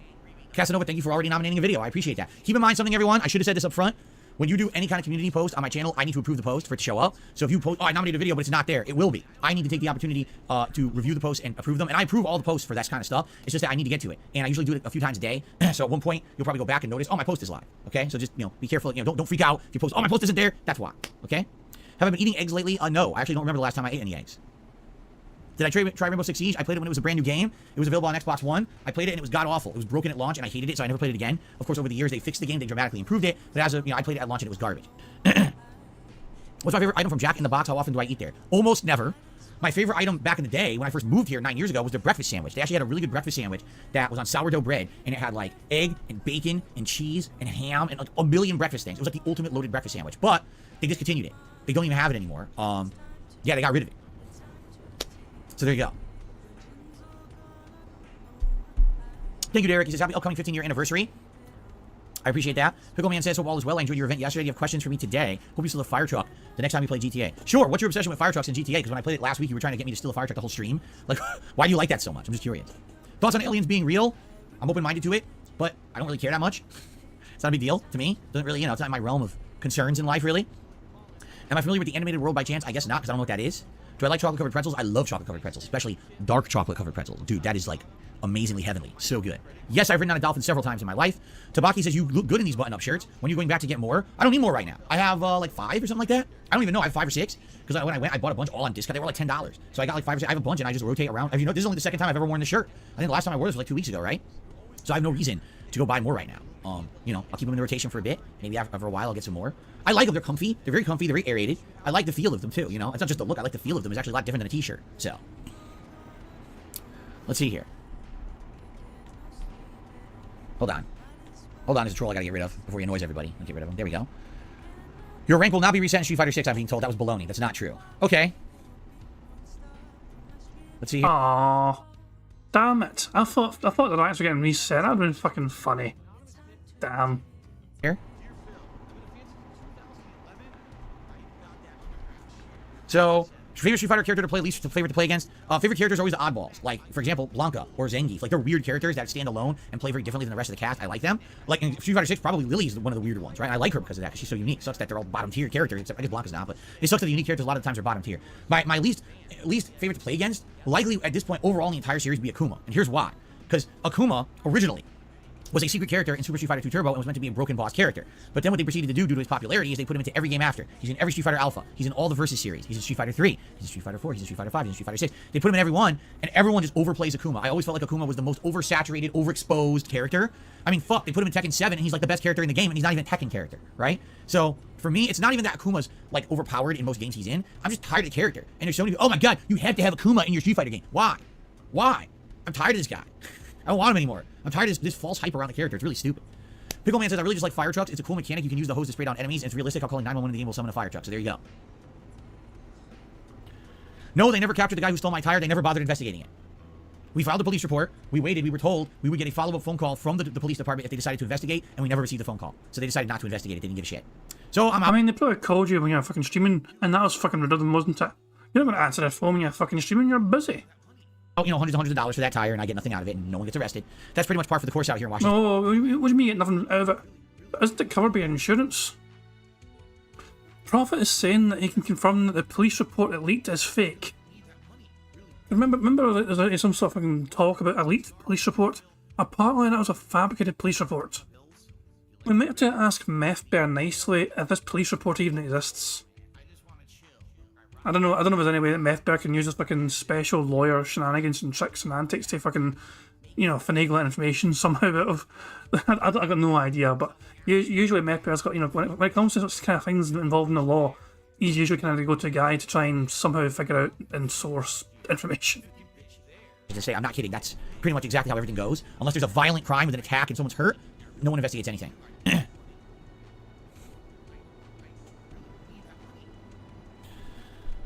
Let's see here. No, I don't go to the Etsy store. Why would I go to the Etsy store? What are you talking about? No, I've never swam in a pond before. Nope. Next Sunday is 485 years of Bogota. What does that mean, Juan? I don't know what you mean. Would I move to Idaho? I don't know why I would move to Idaho. I don't see a reason not to, but I don't see a reason to do that either. I like where I am. I like my home. So I probably would not move to Idaho if I could help it. What car do I drive? The one that's in my garage. Do I believe in the Wendigo and other Native American legends? No. But I also don't disbelieve in them either. I don't really know much about them. Lavinia says, Etsy has lots of cool stuff. There's tons of gamer-related stuff you can put into your background. Maybe one day I'll look into it. Right now, I have more than enough for my backgrounds. Oh, I should bring this up. So this coming week, for August, since August is my anniversary celebration month, I will have things related to my history and my anniversary in my background. Okay? So there will be some pertinent stuff back there, some blasts from the past you will see, and you'll be like, oh shit, it's going to be pretty cool. I have to figure out exactly what and where I'm going to put it, how it's laid out, but there's going to be some cool stuff back there next month. Okay? Expand Dong says, for the retro stuff, or anniversary stuff, I should play those new Zelda games. They're not really new, but the Oracle games. I didn't play any Game Boy games since they were added to Switch. You want retro Zelda? They're retro Zeldas you never played. I'll consider it. I would be down for that. Since they're retro Zeldas, I'd probably really enjoy them. So you guys let me know if that's what you want. Again, once we beat Final Fantasy 16, we'll have open streams to do whatever we want on the late streams.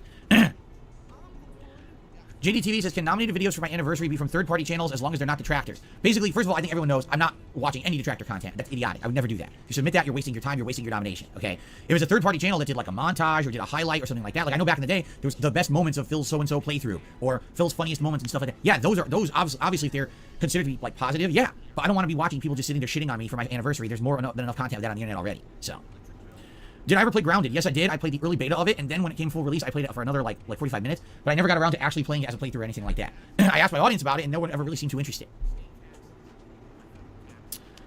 Yes, I do feel like the Random Shuffle playlist for DSP versus the Internet is the way to go. We're watching a bigger variety of content. It's not the same people who get their videos watched every single week now, and I really do think it's what I should have done from the start. I don't know why I didn't think of that, but hey, you know what they say? You know, you learn over time. Hindsight's 20/20. It is what it is. Now things are better, so ride with the better stuff, right? There you go.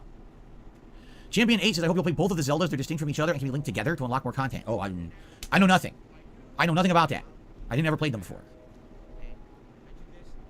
No, I have no desire to buy a cyber truck. Looks like shit. Looks absolutely terrible. That truck looks like a fucking toy from the 1980s. That truck looks like not even G.I. Joe, but a knockoff company copying G.I. Joe from like the 1980s. It looks like something you would flip and, you know, in your backyard, it would immediately like smash into a million pieces. It's just junk. I don't want a fucking cyber truck. That thing looks like shit.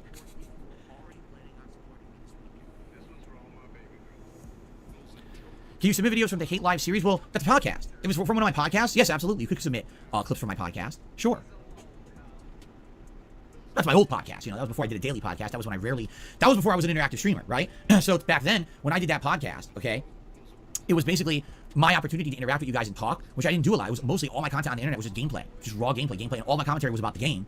So I never really had the time to talk to you guys. Now, every day I do a podcast, we interact during gameplay, we do it all the time. So it's very different today. Back then, that was the only time I actually did that stuff. Derek, yes, absolutely. You should give timestamps. Timestamps would be absolutely key for this event. No, I've never ridden a horse, and I've never ridden a mule. No. Did I like using Skype to answering questions? Skype was always all right. Skype was okay back in the day. It always had some technical issue. It always didn't want to work right. But for the most part, Skype was fine. And, you know, did I like answering questions? Sure, but now I answer questions all day long. It's very different today than back in the day.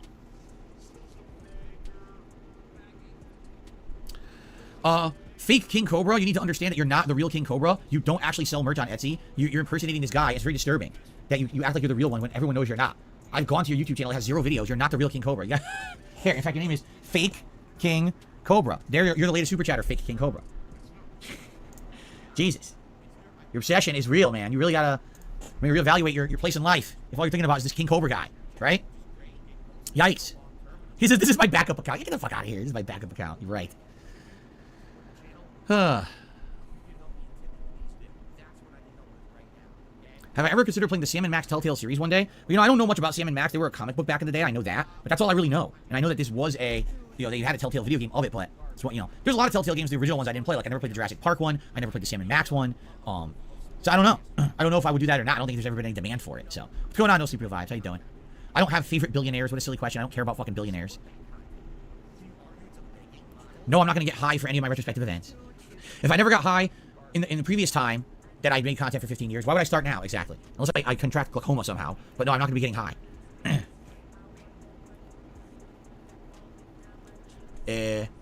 Oh, Pickle Man, I know nothing about HasLab. I never even heard of that term before, so I don't even know what you mean. X-Shooter is in the super chat. He said, I just got a PS5. I've been playing Batman Arkham Knight. I can't wait for Spider-Man 2. Congrats, X-Shooter. It seems like everyone pretty much now can get a PS5 if they want. It only took 3 years, right? So it's good to hear that you can get one if you want. And congrats, and I hope that some of these new games coming out in the fall will be great for you on the modern console. Excellent. I, too, am excited for Spider-Man 2. Eddie Chill is ready to chill. Do I like canned cheese? I don't even know what that means. What is canned cheese? Have you ever had canned cheese before? What on earth? What is my favorite film? Microfilm. That's my favorite kind of film. No, I'm not going to play Ico on PS5. I have no desire to do that.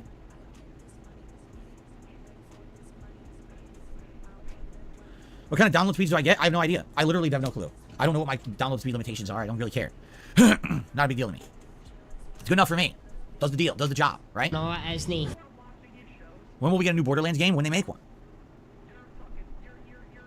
No Sleep Real Vibe says, I enjoy watching your community night on Street Fighter 6. I'm clearly not your level, but I'm going to train and learn Rashid in World Tour and Fighting Grounds. Awesome. Did I ever try dipping cornbread in milk? No, I have not. Never dipped cornbread in milk before. No. Did I have a good dinner after the marathon? Well, no, we didn't have a dinner. What we did is, we were actually quite hungry, because if you remember, the meal we ordered was Panera Bread, and it was not filling. So we had one of those oven pizzas, and we baked the pizza in the oven and had a pizza after the marathon ended. That was kind of our food for the night, and that was good. So, we did get some good food after.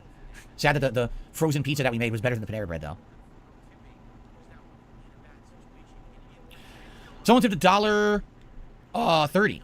Someone tipped $1.30. Says, Justin Wong seems to have hit master with every character in Street Fighter 6. What's keeping me from doing it? Well, let's see. Number one, I'm a variety content creator. I'm not just playing Street Fighter 6 nonstop, right?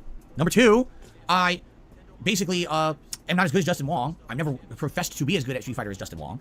Just for example, watching him play Rashid that release night, literally he carried his fundamentals in Street Fighter 6, carried him that night to master. He didn't even know advanced combos with Rashid. He was just doing very basic gameplay, and that carried him to master. It's not that he knows the ins and outs of every character, he just knows how to play Street Fighter 6 at a high level. I mean, arguably, take a look at the amount of matches he's played versus mine. I would guarantee you he's played double the amount of matches, if not more than me. And he's Can we get a confirmation of that? Can Prophet, for example, confirm how many matches Justin Wong has played?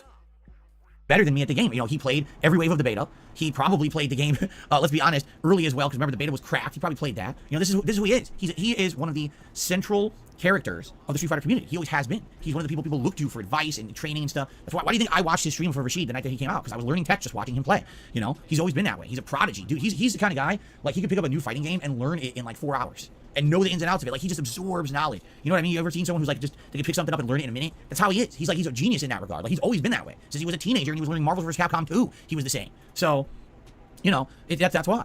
You know, I'm not, first of all, I'm nowhere near as good at fighting games as Justin Wong. Not even close, all right? I mean, let's be honest here. That'd be stupid. There's one game I could ever hang with him in, and that was Super Turbo. That's it. Every other fighting game, he's always been way better than me at. He's played probably 10 times more fighting games than I have in my life, because that's basically his thing. It's what he's known for. It's what his job is, right? So, of course, he's much better than me, and he's master. That's his job. It's literally his job to be master in every fighting game. That's really what I should have just answered. So there you go. Okay. That was an interesting long way around to cope, you know? It's like he took the scenic route for that copium session there. And he fucking went back around and said, oh yeah, it's basically his job to be very good at the fucking game compared to me. Let's see here. I received a super chat from Guitar Player. Says, when I get home tonight, I'll be sure to post up videos on your community post. Thank you, Guitar Player. Let's get that going. Let's get the longtime fans posting up their favorite moments. Let's do it. Get everyone engaged and excited for the anniversary event. And keep in mind, that'll be live all month, so if you have any more ideas over the month, oh, I remember that moment now. Let's get that moment into the marathon or whatever. You know, you could do that. Thank you, Guitar Player, for the super chat. Will there be a Battle Royale sim during my anniversary event? Maybe. You know, we'll think about it. If you guys want it. But I'll be honest, I'm not buying the new WWE. I kind of decided there's no point. Why should I buy the new WWE game? Unless it goes on like extreme discount. Like if I can buy the WWE game that came out, what was it, March or April? If I can buy it for like $20, then I'll buy it. But what content am I going to put out besides sim matches in that game? Nothing. So unless I can find the new one on the cheap, I'm just going to keep using the old one for sims. I'm not even going to buy the new one. Jade says, can you play Disneyland Adventures? I don't really know anything about it, Jade. I don't really know what that is, Disneyland Adventures. I think we talked about it at one point in the past, but I don't recall what it is. That is absolutely correct, Derek. He says, in Justin Wong's Wikipedia, it says he was only 15 years old when he traveled to B5 in 2001 and when Marvel vs. Capcom 2, B5 is Battle of the Bay, and I was there in person. That's when they ripped him off. That's when... Money, yeah, yeah. Money, money. Oh, money, money. Yeah, yeah. Money, money. Thank you very much, Barry Exhausted, for the super chat. It says, Iron Brew Fund. Fucking Yaldi. Right now, the drink of choice for me is alcoholic, more than soft drink, but I'm not going to complain. It all goes to a good cause, aka me enjoying a nice cold beverage, whether it's like an Iron Brew or Desperados or fucking Guinness or whatever. So cheers to that, thank you very much for the super chat. Now let's see Phil talk about young Justin Wong. Traveled to B5 in 2001 and when Marvel vs. Capcom 2, B5 is Battle of the Bay, and I was there in person. That's when they ripped him off. That's when they ripped him off and did not pay him what they owed him. He was supposed to make a bunch of money and they paid him like half. And then after the fact, added a byline to the rule saying, oh, we kept a lot of the money to run the tournament, and they never told anyone they were doing that. Just the first of many instances of those guys running tournaments that I didn't agree with. There you go. So we have some stats here, thanks to, I can never read your name because it's all like, you know, Asian style symbols, you know, so thank you for whoever you are. Wong has played 2,593 ranked games. DSP has played 2,396. That's incredible. There's barely, it's not even 200, it's almost 200 matches in between them for ranked matches overall.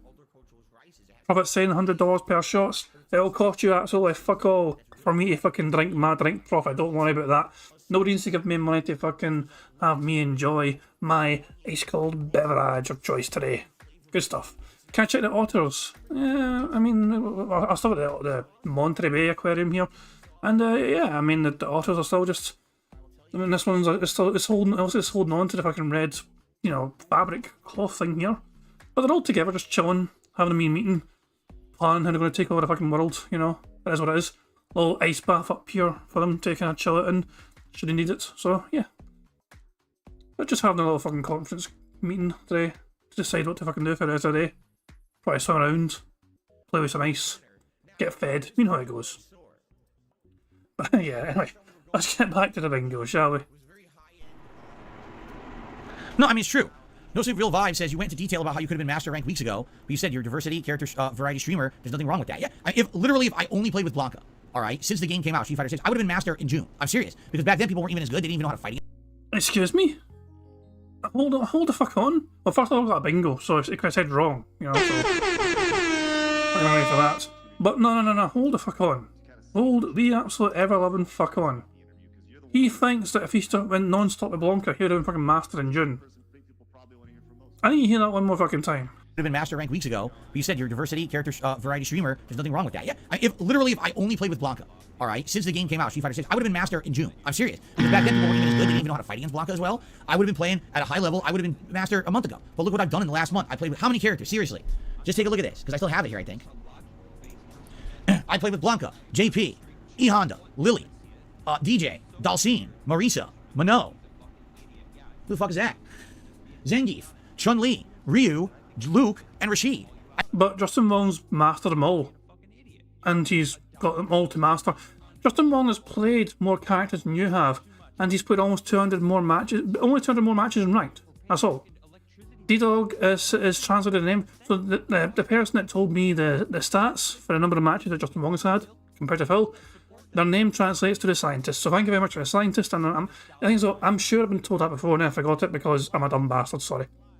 I'll try my best to remember your name next time. But cheers for letting me know, and thanks to D-Dog as well for translating. I played with all of those characters, right? Big variety. And I never really focused in on one, right? I kind of jumped between all of them. I've been juggling. In the time that I played Street Fighter 6, I played Zelda Tears of the Kingdom, Diablo 4, Final Fantasy 16. I also played Amnesia the Bunker, right? I did a weekly react show. I've done other marathon special events. I'm not just a fighting game head. You know what I'm saying? There are people. But never see. Justin Wong has his own fucking family to fucking care for as well and look after. You know what I mean? Justin Wong's been busy doing other shit as well, just playing Street Fighter. So this is an imprisonment of fucking copium. But the fact of the matter is, Justin Wong, it only took him 200 more matches than you essentially to master every single fighter in Street Fighter 6. You have had almost the same amount of matches as him, minus 200, and you didn't even fucking master one. The only thing you're a master at is baiting. People out there, their forte is just playing fighting games. Good for them. More power to them. I'm just not like that. I've always been, since I've been a YouTuber, right? I had that opportunity. When I started in 2008, 2009, Street Fighter 4 came out. And I started putting out Street Fighter 4 videos, and they got big views. Big views. Back then, I'm serious, like thousands and thousands of views each video, and each video was 3 minutes long, because it was a single match. So in one day, I would upload 60 matches, and I would get 500,000 views in one day. I'm serious. The amount of views that I make in 1 month now, I made in 1 day back then. Yes, that's how insane things were back then, okay? But I thought about it back then. I said, do I really want to be known as a Street Fighter guy on YouTube? Because these things go like this. Sometimes Street Fighter is very popular, sometimes it's not. Sometimes fighting games in general are very popular, sometimes they're not. You see this. And I thought about it in my head, and I was like, you know, I've seen some good success playing a variety of games. A lot of people know me for not Street Fighter stuff as well. And I really feel like if I only do Street Fighter, and if I focus so much on being a competitive Street Fighter player again, that sadly, I'm going to go back to that old lifestyle grind where I have to travel a lot, I have to play against a ridiculous amount of people, spend a lot of money. I don't really want to do that. Number one, my back was fucked up back then. Number two, I'd been there, done that, lived that grueling, stressful lifestyle. I didn't want to do it. Instead, I really enjoyed playing a variety of games casually with all of you. That was really what I was enjoying at the time, and I made the conscious decision. I will play fighting games. But Phil, you weren't though. You were not playing casually with all of you, all the sucking fans. He didn't start doing interactive streams until like 2015 or whatever shit. So when he made a conscious decision, in his words, to fucking be a variety content streamer rather than just become a Street Fighter guy, he was playing games all by himself, alone, unrecorded, it wasn't live. All he did was fucking sit in his fucking love seat. He'd be fucking drinking alcohol profusely. He'd stay up until like fucking 3 AM, 4 AM, playing games, rushing through games, having some guide at his side so he can fucking turbocharge his way through games and fucking finish them as fast as possible, upload them as fast as possible, try and be the first one up as fast as possible to try and fucking just gain that fucking system, fucking play the algorithm shit, just fucking abuse the hell out of that fucking ridiculous machinima contract he had, an abuse-based contract. So, interactive shit with everyone else didn't come until far later, when the adpocalypse happened, Phil, and you were kind of forced to adopt live streaming because the ad revenue wasn't cutting it anymore. So what's this bullshit about fucking trying to fucking decide I'm going to fucking just sacrifice being a Street Fighter guy so I can be an interactive fucking content creator for you? That didn't fucking happen until years later. Go back to that old lifestyle grind where I have to travel a lot, I have to play against a ridiculous amount of people, spend a lot of money. I don't really want to do that. Number one, my back was fucked up back then. Number two, I'd been there, done that, lived that grueling, stressful lifestyle. I didn't want to do it. Instead, I really enjoyed playing a variety of games casually with all of you. That was really what I was enjoying at the time, and I made the conscious decision. I will play fighting games, but I am not going to focus on them competitively. I will play them casually, I'll play their story modes, I'll learn characters, I'll do Madness series and whatever, but I'm not going to go crazy trying to be competitive. I just want to enjoy the games and put out entertaining content for my audience, a variety of content. So I made that conscious decision. While the FGC went in one big direction to hyper-focus on fighting games, I went this way. And that's why I really... Well, the FGC are called a fighting game community. What a big fucking surprise that the FGC would focus all their efforts on fighting games and growing fighting games. It's almost like it's in the fucking clue that it's in the fucking title of what they're fucking called. Hold on. I want to hear that one more time. His fucking logic for what the FGC did. Trying to be competitive. I just want to enjoy the games and put out entertaining content for my audience, a variety of content. So I made that conscious decision. While the FGC went in one big direction to hyper-focus on fighting games, Imagine the fighting game community hyper-focused on fighting games. Is anyone else surprised? Is anyone else fucking shocked that the fighting game community, the FGC, would focus on fighting games? I went this way. And that's why I really don't consider myself part of the FGC. I don't think I am. I'm not. I'm a fringe guy way over here on the edges that still has some input from time to time on the FGC, but I'm really not a part of it, okay? I have no desire to be a part of it. Thank you very much, guys, for liking the stream. We have 100 likes, so that's our second free space of the day. Has been earned. And as well, so I was getting a second free space for the card. You guys also get to enjoy the Bubbles animation that Pixar Animations so very kindly made for us all to enjoy.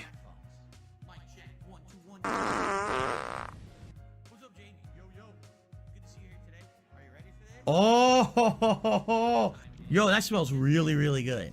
I love it. So that's the difference. You know, why is Justin Wong master with every character? Because he literally never stepped away from the FGC. He's always been an integral part of it. He's a master at every freaking fighting game he touches, right? He wins tournaments in every game he travels to play in tournaments. He gets invited to special events. He's Mr. FGC, really. Of course he's a master in every character. Why would I even compare myself to him? I'm not even 1/10 as good at fighting games as Justin Wong is.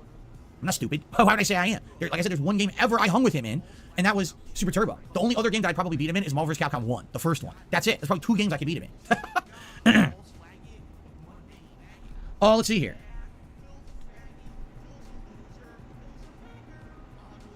I got another dollar tip from the same guy basically saying, why didn't you hit master with all the characters you like? Why did you force yourself to play games you don't like? Because I didn't, and you're an idiot. Thanks for the tip. It's that simple. You're just a dummy. But Phil, you hated Final Fantasy, or you're fucking desperate for Final Fantasy to end. How do you fucking mention Final Fantasy? You're fucking playing, it's gonna be over soon. Don't even fucking pretend you like the goddamn fucking game. You're fucking miserable playing the goddamn fucking game. You can't wait to be fucking seeing the end of it. The only game you care about right now is Street Fighter 6. Let's just be fucking honest here, Phil. Don't even pretend otherwise. You don't give a shit about GTA. GTA is an interesting fucking game, but you only fucking care about the money. You know you're getting great views in it. The fucking on-demand views are fucking incredible for you compared to your usual shite. Your stream attendance views are fucking great compared to your usual fucking shite, especially for a night stream. But it's not getting support, and so you don't fucking like the game. The game's to fucking blame, because I'm not getting financial support playing this fucking game. Even though you're getting great numbers and great metrics. I don't know what else to say. I literally explain everything, then you ask me the same question. You're a fucking idiot. Okay.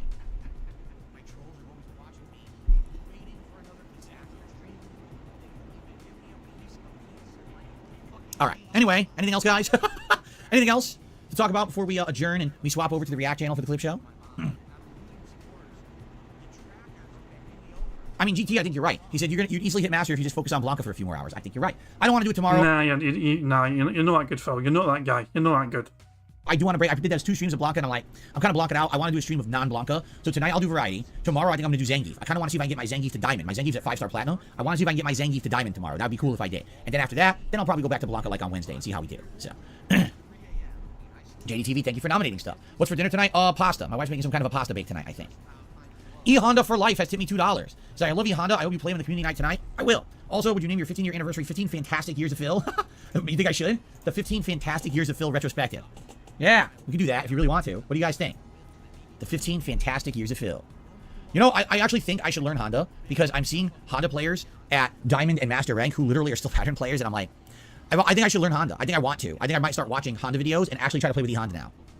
I like his combo ability, but I need to figure out his combos. Like I said, it's just 3 low jabs in the headbutt. I think it's a basic combo with him. But I like how the punish combo he can do. What is it? The punish combo is like any heavy hit, or it's like standing roundhouse, drive rush, and then he goes like with his hands, his walking forward hands that launch, and then he can do like a combo after. It's actually like a giant damage punish combo. I want to learn. I think I'm gonna look into Honda. I think I'm feeling Honda a little bit. Like maybe the next new character I play in the game might be Honda. I say new, but I know that I've used him before, but that was at the launch of the game, so I think I might want to go back to him. We'll see. Pickleman, you're welcome. He says, thanks for answering my questions today. Soul Berserker says, as a streamer, why do you not upload your streams to one big 4-hour video on demand? It's what a lot of streamers do. Well, there's a good reason, and I can answer that, alright? Because it's messy, because it makes it almost impossible to follow a full playthrough of a game. Put timestamps on it. Just put timestamps on it, Phil. And, because if I did that, it wouldn't just be the playthrough. So let me give you an example. Today's stream, I turned it on, there's a little bit of music intro. Now we've got the level 1 podcast. So put timestamps on it so people can just skip to the fucking part of the game. Then, after that, right, we're going to switch over to a different channel. All right, so alright, today's a bad example because today's the React day. So let me backtrack on that. Let's say tomorrow, okay? That was a bad example. Tomorrow I'm going to turn on the stream. It's going to be the level 1 podcast, but then we're going to take a brief break, and then it's going to be Street Fighter 6 gameplay, right?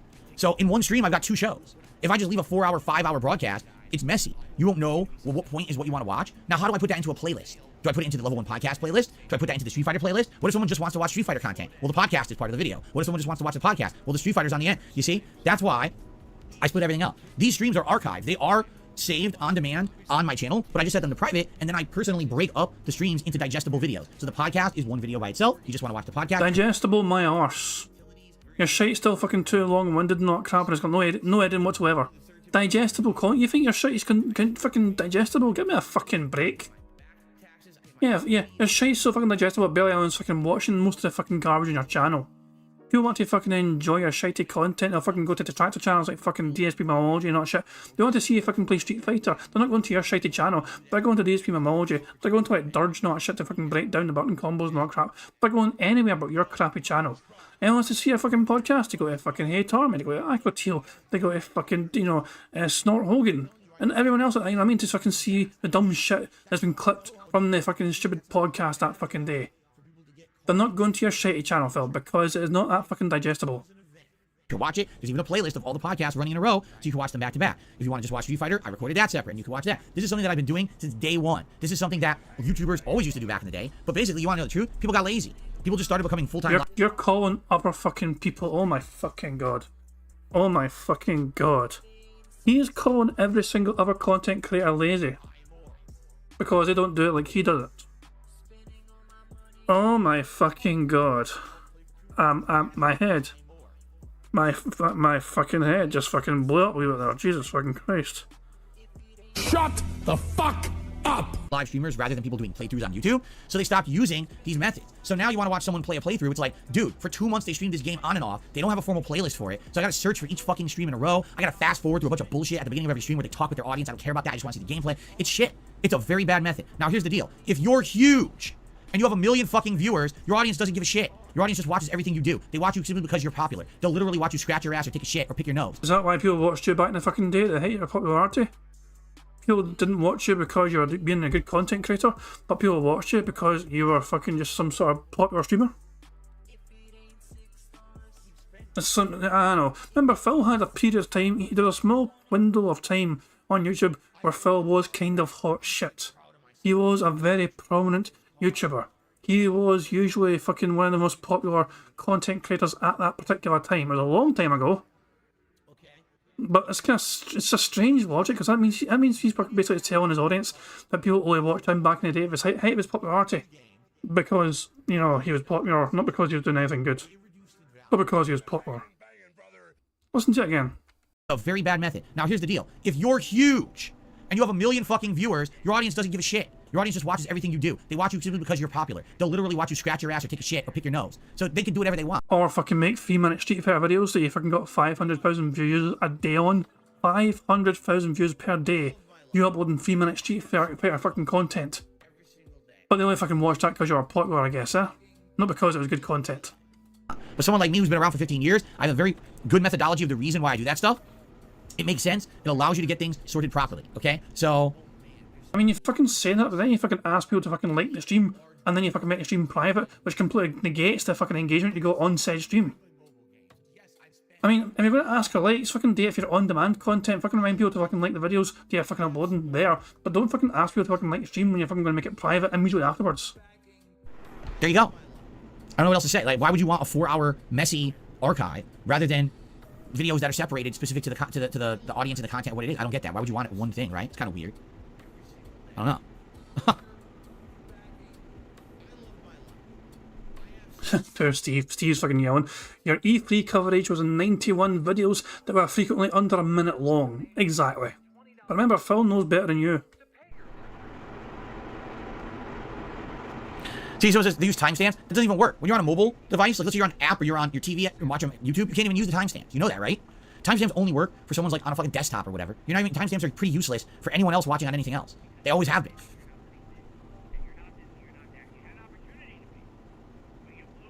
You gotta understand that I'm in a totally different boat than everybody else, you know? I'm not popular. I'm not. People gotta understand this. I'm not popular on YouTube. Do you get that? I'm not. By any criteria, like you compare me to a ginormous YouTuber who, for example, here's a perfect example. Gold, right? Literally just a few weeks ago said, oh, well, if you played a new game hardcore when it came out, you get all these better views. No, I don't. No, Gold, I don't. You know, I don't. I have my kind of my same audience coming to check out my stuff no matter what. I don't get an influx of viewers for playing a new release on release day anymore. I just don't.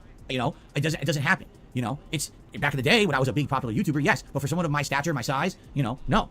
I have a fan base who come and check out whatever I'm playing, right? And maybe sometimes you'll get a little bit more if it's a hype game, but me playing a midnight release, I get no extra views or attention for that. Me playing a new release for 5 days straight actually is counterproductive because people complain I'm playing too much of the same game and I thought I was a variety streamer and they don't like the game. Why am I playing it so much?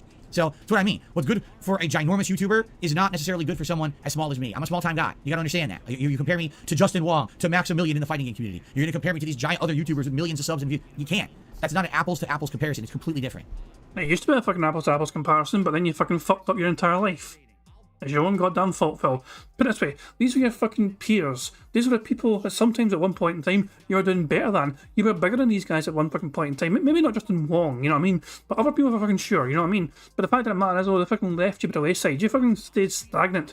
You were happy to fucking just, you know, stagnate and fucking sit in your lane, stay on level 1, and everyone else fucking reach that fucking brass ring. Let's use some old school wrestling terminology for DSP's ass.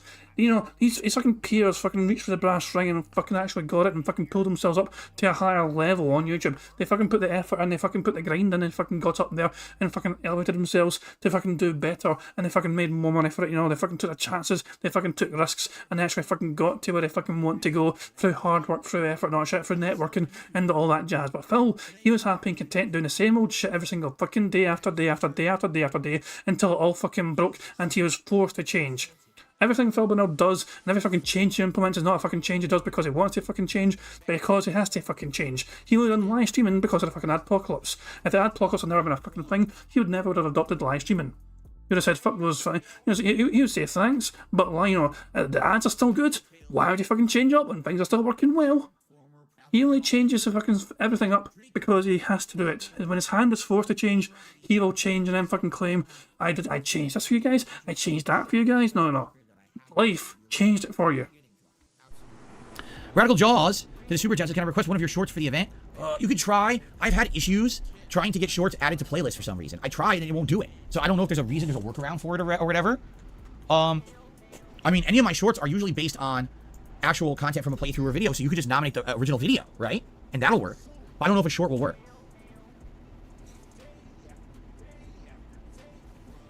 He's rubbing his starter sacks.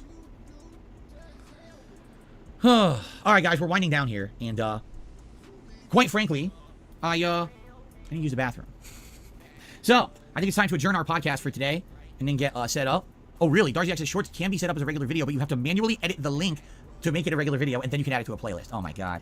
No wonder I can't figure this stuff out, man. It makes it so complicated. Okay. So, ladies and gents, thank you all for watching the Level 1 Podcast. I hope you had a good time. I'm very happy that now we're moving forward to the anniversary events. I've actually been looking forward to this for like 2 months. I really have. I like looking back down at the history and where we've been and all the fun times we've had together. I like playing retro playthroughs and older games while we're balancing with other fun new stuff. It's going to be a very exciting month coming up. While normally summers can be quite dead, I think this summer's going to be a very exciting summer, and I hope that you guys are going to join me for it. All right? But in the meantime, thank you all for a great show. I hope that you enjoyed, and I will see you all tomorrow for a full day of gaming fun. Peace out, my friends. See you then. All right. And so, guys, let's swap over to our React setup. Here we are. And let's see here. And here we go. Let's get my camera the right size.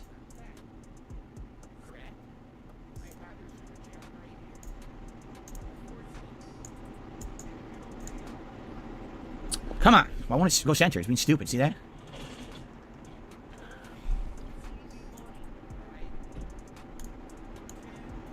There we go. Let's get the logo. Whoop, there it is. And I think we're good, right? Okay. All right, guys. So I'm going to end the stream. What's going to happen is you're going to see a pop-up on your screen that says, hey, head over to DSP Reacts for the fun. Please head over there. I'll get the stream going within a couple of minutes here. And I got to use the bathroom, so we'll take a few minutes break. Then we'll come back, and it will be DSP versus the internet. You excited?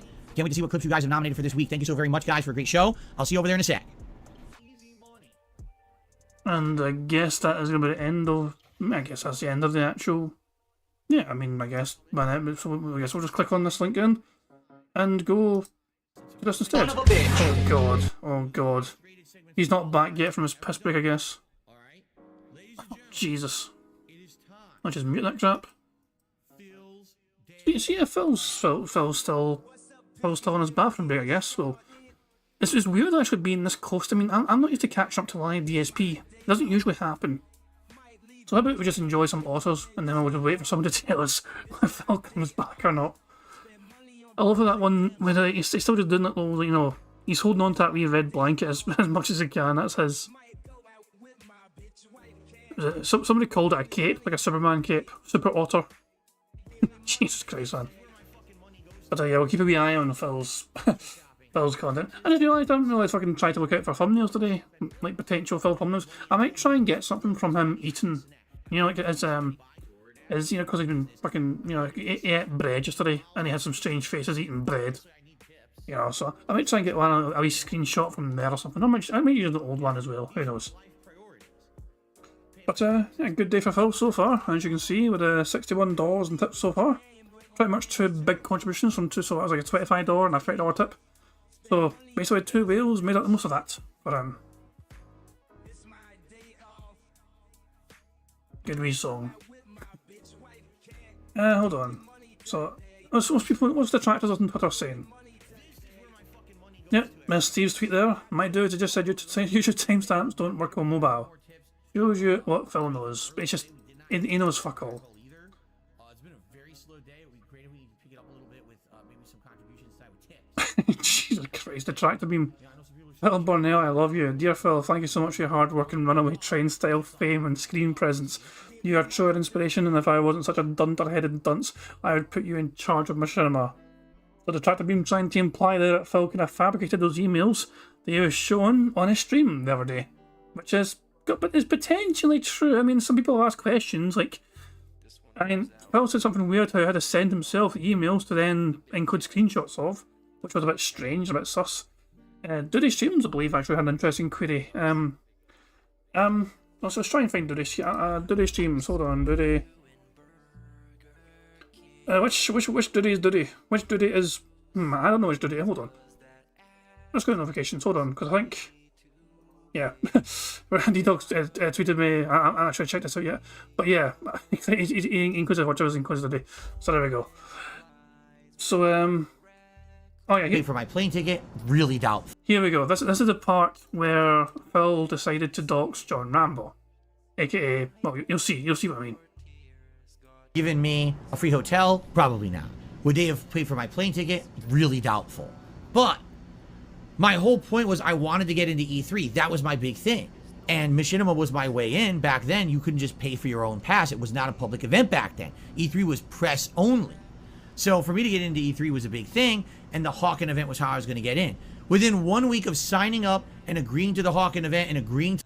So, so his best friend, or his former best friend, John Rambo, his surname's there. I mean, keep in mind, Phil Burnell is saying he did nothing wrong. You know what I mean? His surname was apparently out there. Phil was, revealed this information himself. Phil doxed his former best friend and didn't bother to try and censor it. And, you see his chat here. Let's see if the chat picked up on it yet. There's Jen here at the bottom. Is Rambo related to Mike Piazza? To let them get John Rambo into E3, I get another email saying, oh yeah, we could have gotten you into E3 anyway by other means. You didn't. There's one there saying Rambo real name. Need to do the Hawken event. And I was just like,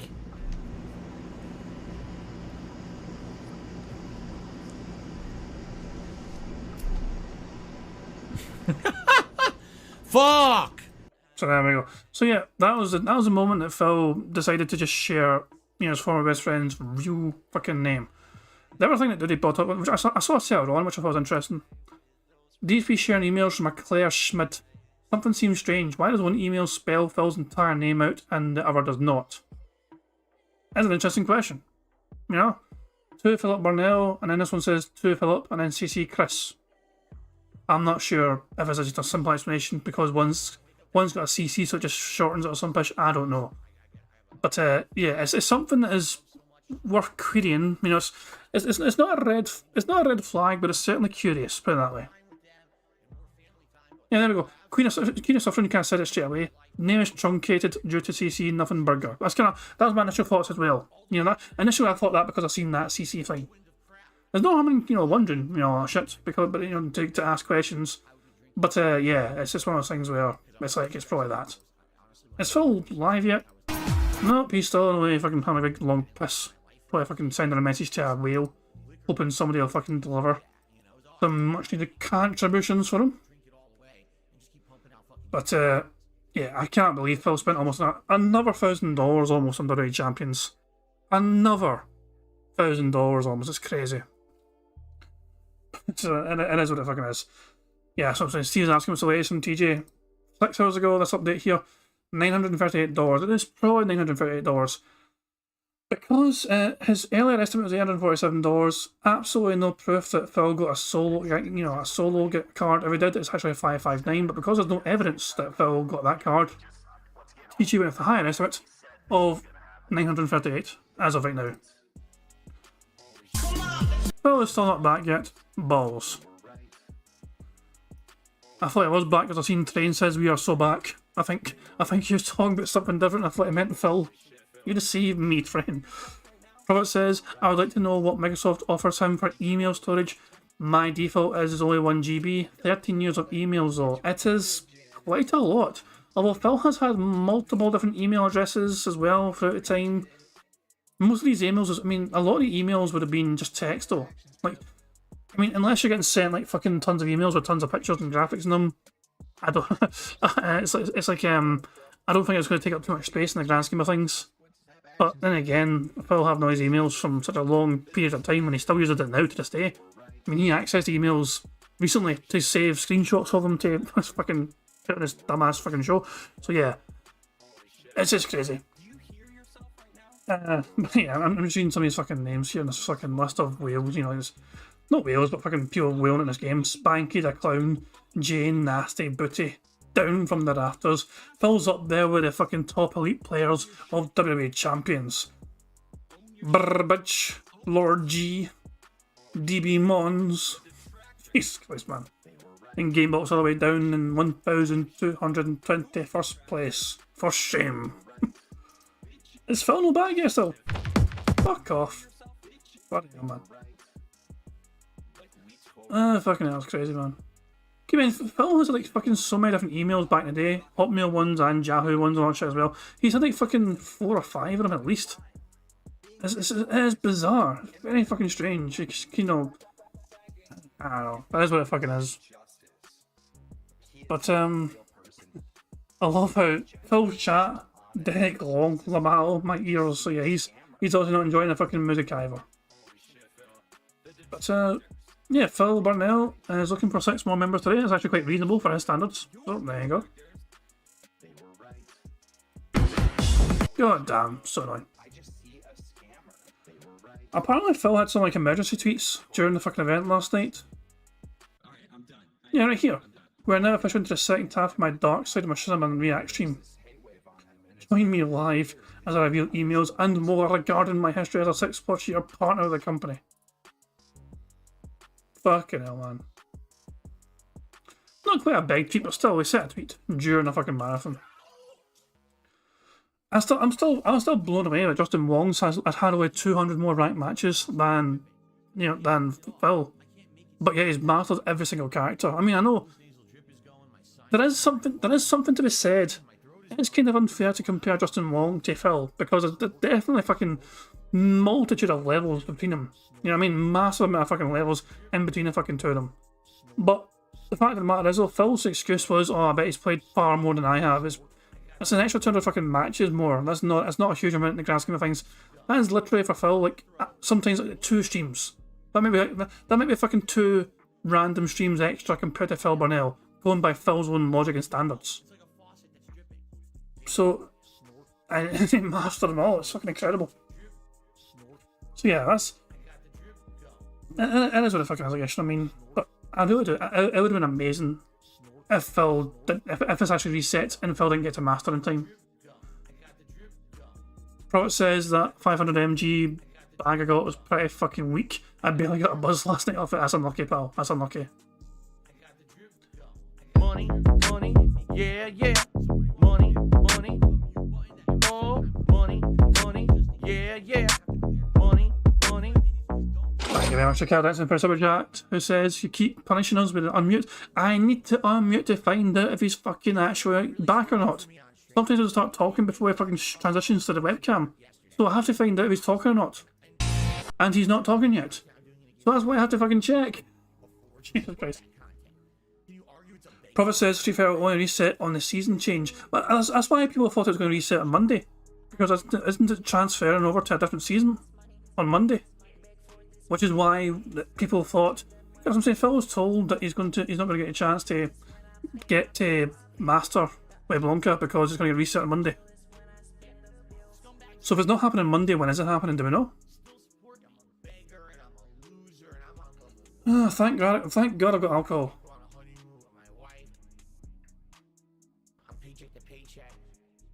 Just a fucking dead air while I'm fucking taking a big swig of my Desperados. So yeah, we reminder guys, the card is doing quite well, but sadly, we're still a wee bit away from getting a full house. We have 2 free spaces, free spaces thanks to you guys liking the stream as well as Phil snorting up a storm. But Phil has not done siege mode yet, sadly. He's not said goal, business Twitter, he's not said voted or reality, he's not had his creepy whisper. In fact, I was on the fence about adding creepy whisper earlier on. Phil talked very quietly earlier on. But it wasn't his usual kind of creepy whisper, but it was still quite a lot lower than usual. You know, I'm going to take it. I'm stuck at it. I want to give us a fucking chance, and I did whisper earlier on. It wasn't a creepy whisper, but it was still kind of a whisper because Phil spoke very quietly earlier on during the fucking show. So, I want to give us a fucking fair chance with it. We only need 4 of these 6 things to happen to get a full house. Anyway, let's explore some Twitter some more. And quite frankly, those people who make that shit up should be His poem's actually tweeting today. into oblivion. But Oh, he's busy. The bastard's busy. don't have the means to do it. How dare this motherfucker have a life and not fucking tweet about the latest things going on with Phil? That's completely false, and they have absolutely no fact. The email of Phil being let go from Machinima after acting like a prima donna. I'm a dunce. Phil, following internal discussions regarding our Machinima partnership, we are exercising the termination option for your partner channels in the following contractually mandated time periods. Please refer to the corresponding terms and conditions clauses in each contract for more information. Oh, it's a shame Phil can't do it because he hasn't got access to the contracts. Yes, that's true. DSP Gaming, KL Gaming, the kind of vlogs, all gone.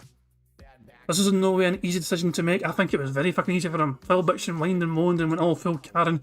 I'm sure I'm like, you know what? Fuck this guy. Go on. He's a racist. He's a sexist. He's a You know. I thought it was mutual though. It was mutual though. Yeah, exactly. Phil's back apparently. Fucking hooray for that.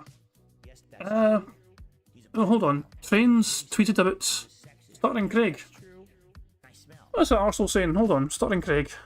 Stupid mouth drooler. Offensive. There we go. Apparently Stuttering Craig's had a tweet about something. Is it, hold on. Here we go. Yeah. So, He's a pedophile. He's a well, Sterling Craig has just found out that Phil mentioned him the other day, but he's only found out now.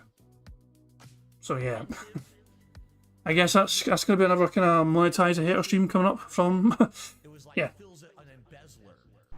See, this is why I have to keep on muting because he's back now apparently, but he's got his fucking art still showing. I says art, his fucking crappy B-roll crap. So let's just. When? People believe it. Fuck off. Okay. Right, Phil's back. We're still playing bingo. Fingers crossed, guys. Listen out for him doing siege mode. We cannot see him do siege mode right now, but he might do it without us being able to see it. So if you hear his arms getting folded over and crossed over, let me know. I'll take it.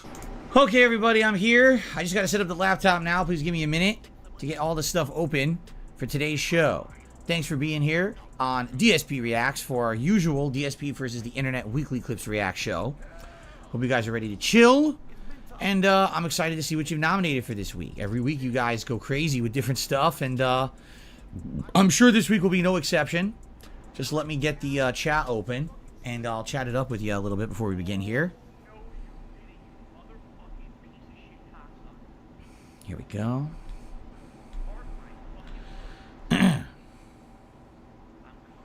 There is something to be said about Phil not being able to fucking last a couple of hours without fucking having to go to the bathroom. Like, if we are to take Phil at his word, which is a dangerous thing to fucking do, I know. It's strange to fucking say that, but if Phil wants us to believe what he says, right, and we go along that route, then there's something kind of odd about how often he has to fucking go to the bathroom. He goes before he fucking starts the podcast properly. Like, he'll set up the podcast, he'll go live, and then he'll fuck off to the fucking bathroom, and then fucking come back and actually start the show proper. And then he's fucking like desperate to fucking try and get to the end of the podcast because he'll fucking go, I really need the fucking bathroom, guys. I'm going to end the podcast here. And then he fucks off again for another fucking bathroom break. I was like, why is he not able to fucking last? Has he got a really small bladder or something? Is that what it fucking is? Steve Ed thinks he might be pre-diabetic, but I'm not 100%. Yeah, a lot of people think he's kind of diabetic of some sort, you know what I mean? Because of the...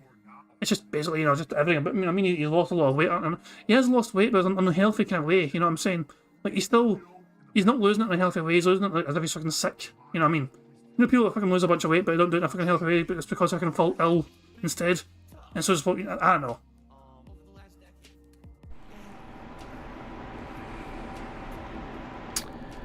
Here we are.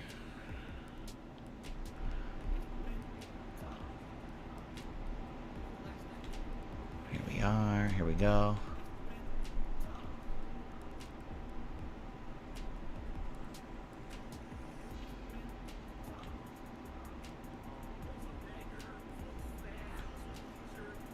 Yes, get over Here we there! are.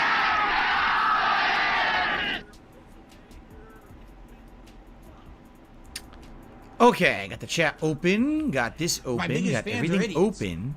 Give me 1 second because I now that I sat down, I feel like I'm gonna sneeze. That's not good. Give me 1 second to blow my nose, and then we'll begin here. Hold on. Let me grab a tissue. Oh.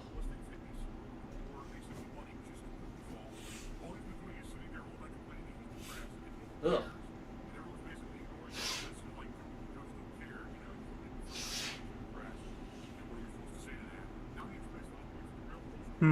What speed? What speed should we go here?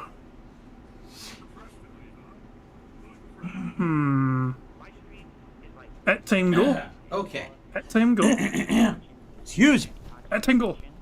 All right, how we doing, everybody? Here we go. Let's get the camera on now. Hello, everyone. Hello, and welcome to the show.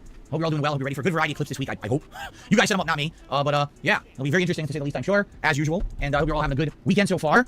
Hope that many of you are enjoying the content here on the channel. Yesterday we had the big Machinima React event, and that was fun. And now today we're gonna have our clips react show. This should be pretty good. Always good stuff here on the channel. All right. Remember, anyone who supports the channel today, I'll give you a shout out between the parts of the show. For fuck's sake. Which hat is reacting best? Well, Phil will be very pleased with how today's stream is going because he gets to wear a fucking hat. And these days that's kind of rare when you fucking actually look at the fucking tracker. There is some greens there, but lately he's not had a huge amount of fucking greens to wear the hats. So, yeah, he'll be pleased. He'll be pleased. Lisa Lou apparently with a fucking 40 big ones. Lisa Lou with $40.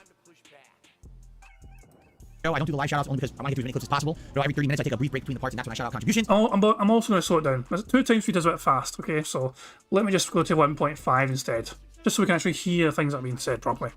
In fact, I received a $39 tip from Lisa Lou. Enjoying your content. Have an amazing day. Thank you very much to Lisa Lou for a very generous tip. And with that very generous tip, we've hit $100 in tips, so you guys can vote on a hat for me to wear for the rest of this stream, okay? Hey, Phil said vote. I actually fucking had a good thing for us. I actually had a good benefit because Phil actually said vote. Surprised I didn't say goal though. We've hit the fucking goal, so I thought we would have said goal, but I guess not. Oops, not 139.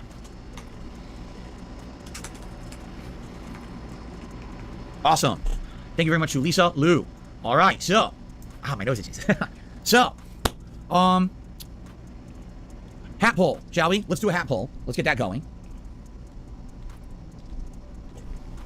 Which hat is reacting best?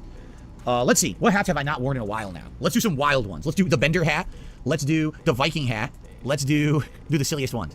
Let's do fucking inflatable fucking crown. Hold on. I'm having a brain fart. I know there's certain hats I haven't worn in a long time.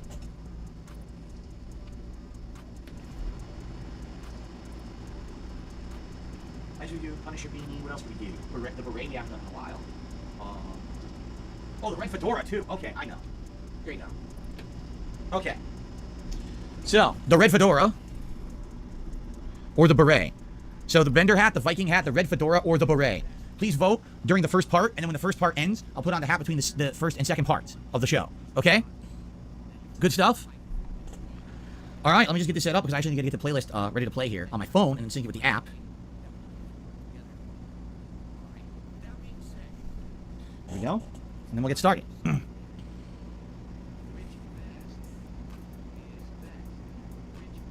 Here we are. Let's sync. Sync, good? Okay, cool. Oh, and let me get my gun and glasses on.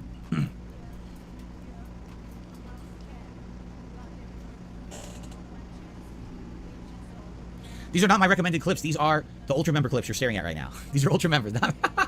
Okay? All right. All right. Here we go. All right, guys, let's get started. You guys ready? This is episode 24, I believe. I think this is episode 24 of DSP versus the Internet, if I'm not mistaken. Let me double check that.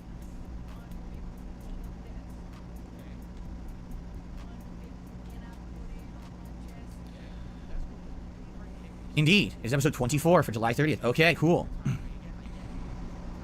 All right, let's begin. Let's do it. Actually, let's hit play all and then pause. That way we're not spoiling, okay? And let me get my headphones on as well. Alright, ready? Here we go. Hello everyone, Phil. Fuck off, you fucking bastard. That is the fucking gonna be the end of bingo, I guess, because Phil didn't fucking do the rest of the things. By the way, even if I fucking pretended that we fucking heard Phil fold his arms and done siege mode, we had 2 free spaces, which could have been fucking, these two. We still have been too short, you know what I mean? Let's just say if I'd done siege mode off fucking camera, fucking, while he's fucking backs, but even then. Sadly, we couldn't get a full house. We have one more day in July to try and get a full house, otherwise we've gone a whole month without fucking a full house. We've been very close a few times, but it's not to be. Not to fucking be. But guys, thank you very much for being here. I do hope you all enjoyed yourselves, regardless of everything else, you know what I mean? And yeah, fuck Phil and fuck him being fucking annoying and no shit, just fuck Phil in general. Fucking get rid of that guy. Annoying bastard. Let's just fucking enjoy our orders. I'm not going to fucking prolong things or whatever. I've actually fucking done well to kind of fucking rapidly go through things. And by the way, this live stream's going to redirect to Decepticon's live stream as well. So I don't want to fucking waste too much of your time because Decepticon has actually got Alt on his show as well right now, and they're enduring the whole entire React crap as well. By the way, I'm saying, I've done it myself, as you guys know. I've been on the Decepticon stream before, and it's a good time. He helps as well, the audience helps, the chat helps a lot, and Decepticon as well helps quite a lot in enduring Phil's nonsense garbage content, even when he's fucking reacting to the crap that his audience and his members are sending him, you know what I mean? So, check it out. I'll be checking out a little bit myself as well after I finish bingo. So I'll see you guys in there hopefully, and I'll be back tomorrow for some more robust bingo antics. But until then, hope you guys enjoy the rest of your weekend, what you end up getting up to, and I'll be back tomorrow for some more bingo. But until then, I'm going to end things out, always end things by playing the today's PIG contributions made by the excellently talented Pixar Animations. So until tomorrow, I'll catch you all later. Peace out. On September 14th, a pre-authorized payment of $16.51 from PayPal.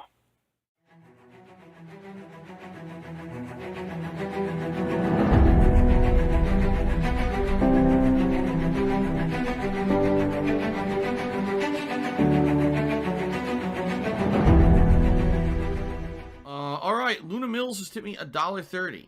It says, "I'm back. What's your favorite type of shower?" When you're showered in money. When you go outside and all of a sudden greenbacks start falling from the sky, and you raise your face up, you're like, oh, you start dancing, you go, oh, money, money, yeah, yeah. All right, I don't know what the hell you're talking about, but thank you for the first tip of the day.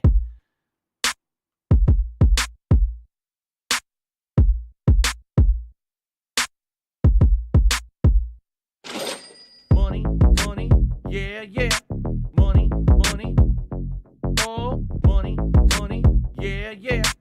Money, money, money, money, yeah, yeah. Money, money, oh, money, money, yeah, yeah. These contributions are mandatory. Money, money, yeah, yeah. Money, money, oh, money, money, yeah, yeah. Money, money, money, money, yeah, yeah.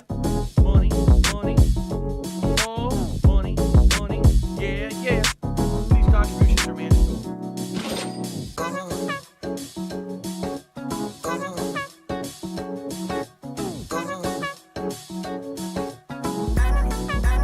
Show me the money.